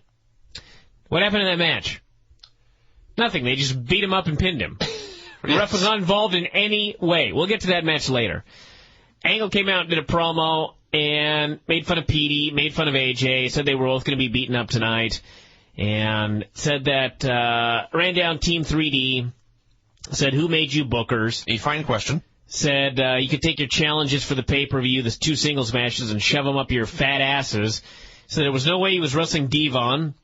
No way Sting was wrestling Bubba. And then Sting then grabbed the mic and said, let me speak for myself. With all due respect, nobody's going to tell me who I can and cannot wrestle. And Angle got pissed, and they started whispering to each other off the mic. And then Cornette came out, and this was awesome. He said, Team 3D does not have the authority to book matches, but I do. So, he can book matches, but he can't restart matches. I'm done, yes. I'm done talking about it. But hold on a second. Isn't restarting a match booking a match? If you think about it, it's booking an immediate rematch, yes. So he can book matches but not restart matches? Brian, it makes no sense. They're fucktards. You're only going to make your brain bleed. God, I hate this place. It's fucking dumb. It's so this is a good show. This is a good show, but it's shit. God, the Observer Awards this year just brought me such joy. Just brought me such joy. TNA was skewered in these awards. Just fucking skewered and cooked over an open flame. And what were you expecting? Not this much of a skewering. I see. I expected them to not do well, but they did horribly. Voted like worst show. They were. All sorts of bullshit. You should have been unanimous. Well, there's been some bad shows, don't get me wrong, but... So anyway, I felt very justified by the skewering, the raising of TNA in the awards this year. But so anyway, he announced that it was now going to be Sting, Angle, Booker, and Devon at the pay-per-view, where the first person to get a pinfall was the world champion. So if, for example, Devon pins Bubba, then Devon's the champion. Which would be a brotherly thing to do, if you think about it. God, this is so stupid. In fact, Cornette actually said the best way to win one of these matches is to work together as a team and then have one of you lay down for the other. Why would you pay money to see this? I wouldn't. Why would anybody? I don't know. What is wrong with TNA fans? That's a great question. Seriously. So, then we had Lauren interviewing Petey, and this was also stupid. I can tear apart every single segment on what was a good TNA show. Petey did a promo about how this thing with Scott Steiner was personal, and he was going to beat him up tonight. Now, for those of you that don't recall, Scott Steiner and Petey WIlliams were a team. And Petey was Little Papa Pump. And so Petey cut all of his hair off. He dyed it blonde. He put chainmail on. He grew a goatee and bleached it blonde. So he looked like a miniature version of Scott Steiner. They worked together as a team. And then a couple of months ago, the Main Event Mafia beat the shit out of Petey, supposedly killed him. He was left for dead. We didn't see him for 2 months. So here he was in his first appearance back, second appearance, I guess he returned last week, but he's back here after been beaten unmercifully by his friend 2 months earlier. Goatee bleached. Right. Hair bleached. Uh-huh. Wearing chainmail. Yes. Why would he change, Brian? Just because he had been stabbed in the back by the man he was idolizing? Maybe they'll have this will all lead to a feud where the loser has to not wear chainmail anymore. It's so goddamn stupid. Speaking of stupid, think about this like it's real, okay? Like a week ago, he went to the fucking barber shop. Yeah. He said, cut my hair short and bleach it. Right. And bleach my goatee. A stripe in my beard, yes. Yeah, put a stripe there, like Scott Steiner. Oh, being Scott? Yeah, he beat the fucking fuck out of me with a pipe and killed me. But did you seriously do this for me? Why? Because he's dumb. Why would you do this? Because he's a stupid babyface. He also said, and I have no idea what this has to do with anything, but he said if you have one leg in tomorrow and one leg in yesterday, then you're pissing on today. I have no idea what this means. I have no idea why I should care. What the fuck? I have no idea how this made television. Maybe it had to do with his cock flap. We'll get to that later, too. Why was Petey WIlliams looking like Scott Steiner? Someone explain this to me. And by the way, he has had 2 or 3 months to think about this. That's the point I'm trying to make, dumbass. He wakes up every day, at least in the mirror, and says, exactly. I look like Scott That's Steiner. What I'm trying to say, for fuck's sake. Why is he still looking like him? It's not like he was beat up yesterday. No. He's had to continually upkeep his look. Yes. God, this place is stupid. Speaking of stupid... Today interviewed Bubba and D-Von in Japan. Japan. How do we know when they were in Japan? Well, they were at a desk and there was a flag behind them with a red circle on it. Yes. That's how we knew. That's how we knew it was in Japan. And our non-wrestling fan friend was watching this for about 8 seconds and said, are they supposed to be in Japan? And he said yes. And cackling ensued at this cheap set. Legit shoot cackling. So they talked via satellite. They talked about winning the IWGP tag belts, which they had there. And they got the news about the singles matches being turned down for the pay-per-view, and instead it would be a 4-way. And Bubba was surprised and I guess upset. He wanted to know who booked this, and they said Jim Cornette. And they said, well, that's okay. And they started talking. At this point, TNA got, I guess they wanted to prove they were in Japan. Prove it was via satellite. Prove it was via satellite. And by the way, what a hokey-ass satellite feed this looked like. They wanted to prove they were in Japan via satellite, and they did this by making their own equipment look shoddy and cheap. Yeah, the satellite malfunctioned. We couldn't hear them. They cut back to the announcers. Don looked like a Muppet. He looked like a Muppet, didn't he? To me, even more so. Don West was the befuddled Muppet.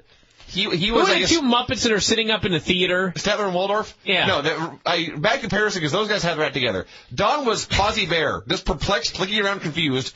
And Mike's name was Sam the Eagle, pointing sternly at the camera, saying, "We'll be right back." And then we cut to Bunsen Honeydew. You haven't got to use that in a while, have you? No. Bunsen Honeydew interviewed Sting about the four-way, and Sting told him to stop stirring up shit. He said they were going to move forward. They then gave Steiner a mic, who cut a nonsensical promo, and who cares? All I know, this is where Booker T's said respect over and over again. Which you completely forgot. He's an asshole. But then, more importantly, this is where Scott Steiner referred to Petey WIlliams as make-believe muscle. Yes. Now, what an irony. That is funny. That is a funny, funny name. Then we had another rough cut with Sojourner Bolt, and then we got her in a match with ODB, hilariously bad. And ODB made a comeback. Kong ran in for the DQ. Rock and Raisha ran down, and Roxy and Taylor made the save. And this was a bad segment of professional wrestling on television. We tried to get our friend to come on this show and just share her thoughts on this entire segment. Not happening. She refused, but she watched this match, and about halfway through she just says, "Isn't the idea to make them look cute?" You think? Just said, well, they're trying the best. And I said, well, that's all you can really do with ODB. And she asked, I am not making this up. She asked, then why would you hire her? And I said, I don't know. No one knows. Then we had the blonde interviewing the fake Sarah Palin, and the beautiful people ran in and beat the holy piss out of her. Yes, they did. And all I learned during this segment was the impact zone is a dump.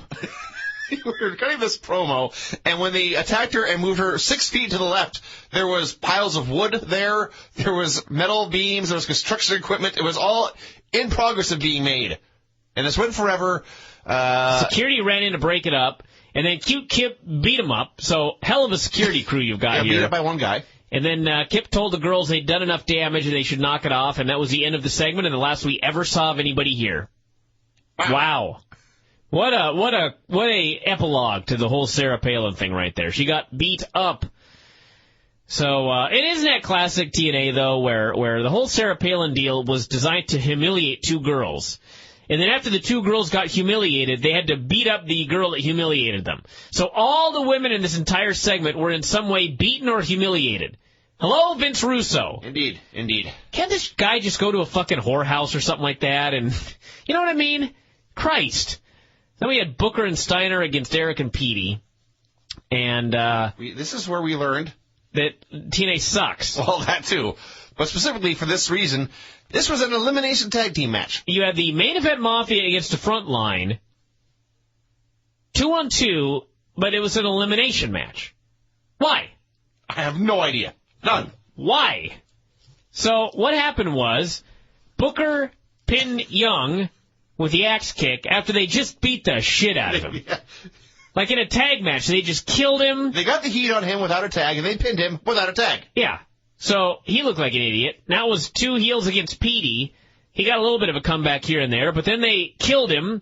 They hit finishers on him repeatedly, kept lifting him up at 2, and then Booker hit another axe kick for the pin. A fucking complete burial. Just a complete burial. They were jobbers, yes. And then somewhere in here, Booker T was upset at Shane Sewell. I don't know why. He did his job. Well, Shane Sewell was mad that they kept lifting him up, and so Booker was offended that he was mad and beat him up. I see. Okay. Anyway, so that was that. And this is where, yes, our friend, her question on this match was, why, referring to Petey WIlliams, is he wearing a penis flap but no butt flap? And our best guess was just that he couldn't afford 2 flaps. He's too poor. He's an indie worker. He's a TNA undercard guy. He can't afford a flap over his ass and over his cock.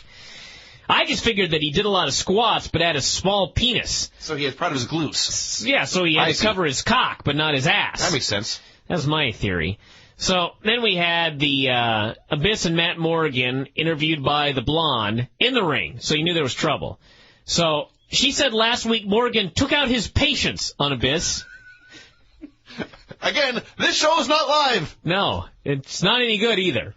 He said he had a bad temper problem, and the people cheered. He said his temper had cost him NFL and NBA contracts. So he said he lost out on the NBA, the NFL, and other wrestling organizations due to his crappy attitude. And then he said, worse, I lost my best friend last week due to my attitude. At which point, the crowd, in the most mocking manner possible, went, ah! And he looked at him like, that wasn't supposed to be that funny. So then he said he had to apologize. He kept calling him Abby. Perhaps because of his six-pack. I don't know. I was going to say, aren't you the one with the abs? So he offered a handshake. Everybody booed. They hugged. Abby said he also had a bad problem. They should go to therapy together. He hugged the blonde. He said he got his best friend Matt back. So, of course, that led to beer money against Abyss and Matt Morgan in a first blood match. A first blood match, you say? I can't even believe that I thought this was a good show. I mean, per TNA standards, this was a good show, but looking back at it, every goddamn single segment sucks. Yes. So they have this match, which, first off, why is it a first blood match? God only knows, because they had to have a wacky stipulation. So they're doing this little match here, and anyway, I'll just tell you what happened. At the end, Morgan grabbed a chair, and he just whacked Abyss, and Abyss bled. So Matt cost himself the match, and I guess the titles, and broke up with his friend. And the reason it was so goddamn stupid was, it wasn't even like a horseman beatdown, where, like, one guy's on the apron waiting for the tag, and he finally gets the tag and then turns on his partner. This was, Matt Morgan was trying to win this match for 99% of it. For like 8 minutes. There was no moment where Abyss accidentally hit him. No. It was just, all of a sudden, he grabbed a chair, he swung it at the heels both ducked, and so he swung it at his fat, slow friend and hit him. I hate Vince Russo. This was a bad swerve, and I'll tell you why. A good swerve is when you don't see it coming, but when you look back, it makes sense. Yes. You're like, oh, I didn't see that coming, but fuck, that makes perfect sense. Right. That is a good swerve. This was the worst kind of swerve imaginable, in that you knew what was coming, and it still made no sense. No. There wasn't a person in the crowd that thought that Matt Morgan was not going to turn on Abyss. And he turned on Abyss for absolutely no reason. I don't know why. How can a person... Now, I realize Vince Russo's an idiot, but he has now been around this business for over a decade. A long effing time. How can you be so goddamn dumb after all these years? I really don't get it. I mean, even like a person that has no understanding of wrestling, is not an athlete, and is just horrible, you put him in the ring for 10 years, and, competent, maybe. They'll pick up something. I mean, Billy Gunn's horrible, but he's not like, he's not a guy that's like on the first day of wrestling school still. There's a difference between... Vince Russo hasn't even started booking school. He's so fucking stupid that he's not even at that level yet. He's not even at the level of a guy just starting out. He's below that level. It's just amazing. And it's been a decade and a half. You can be around this for so long and still be so awful at what you do. It just amazes me. So that was fucking retarded. So then we had, on the bright side, when Morgan did hit Abyss with the chair shots, they were the lightest chair shots I've ever seen. And I have no problem with that whatsoever. So way to go, Morgan. Then we had Angle and AJ in a table match, and, right before that, they had a clip with Abyss was being led to the ambulance, and he went crazy. He overturned a table, he knocked over the camera guy, and they come back to the desk, and Don West says, well, Abyss has been on edge lately. Lately. His gimmick is that he's crazy. Yeah, well, lately he's really been on edge since he's gotten therapy. Angle and AJ tables match. They can't have a bad match. It was good stuff. There was over a half hour of wrestling on this show, so that was at least an improvement. That must be why we didn't hate it. Yeah, it's probably why I didn't hate this show like I usually do. But as noted, every segment did have a lot of idiocy in it. But they had a pretty good match here, and then all of a sudden AJ came off the top, and Angle moved, and AJ bonked into the table like a fool, and then Angle gave him an Olympic slam through the table and won. Just beat him clean. What a burial. So, for those keeping track, the Frontline was fucked in the ass tonight on impact, and Angle then put the chair around AJ's ankle and pilmanized it. All right. So we now have, and they listed this, Samoa Joe is out. Jeff Jarrett is out. They took out Petey WIlliams, but he's back. They took out Bubba Ray, but he's back. And now AJ is out. And all I can now, think... AJ better be out for like 6 months. Because the Pillman ankle spot was it was a spot where whenever you put a chair around someone's ankle, everyone really freaked out. Yeah. Because they thought this was a potential career ender. Yeah. They start stomping on people's feet in a chair every week, and it ain't going to mean a fucking thing. No shit. You're preaching to the choir here, buddy. It's the same thing, but... Yeah, but so Kurt then climbed on the announce desk and he declared, "Tonight is the beginning of the end of TNA." Yay! And I cackled and howled and did a little dance. It was great news. And he said they were going to take out everyone one by one. Okay. Great. So all I could think was, remember, this is not why WCW died directly, but in the dying days of WCW, the angle was Scott Steiner was taking out Goldberg, and then he took out DDP, and then he took out Sting, and then he took out Booker T. Vince Russo only has like 3 ideas. No shit. Gang wars. You're preaching to the fucking choir here. Gang wars, taking guys out one by one, and embarrassing women. Yeah. Yes, that's everything. God, that's a shitty show. We didn't hate it. And again, we know when the show was done to me. This was better than usual. God.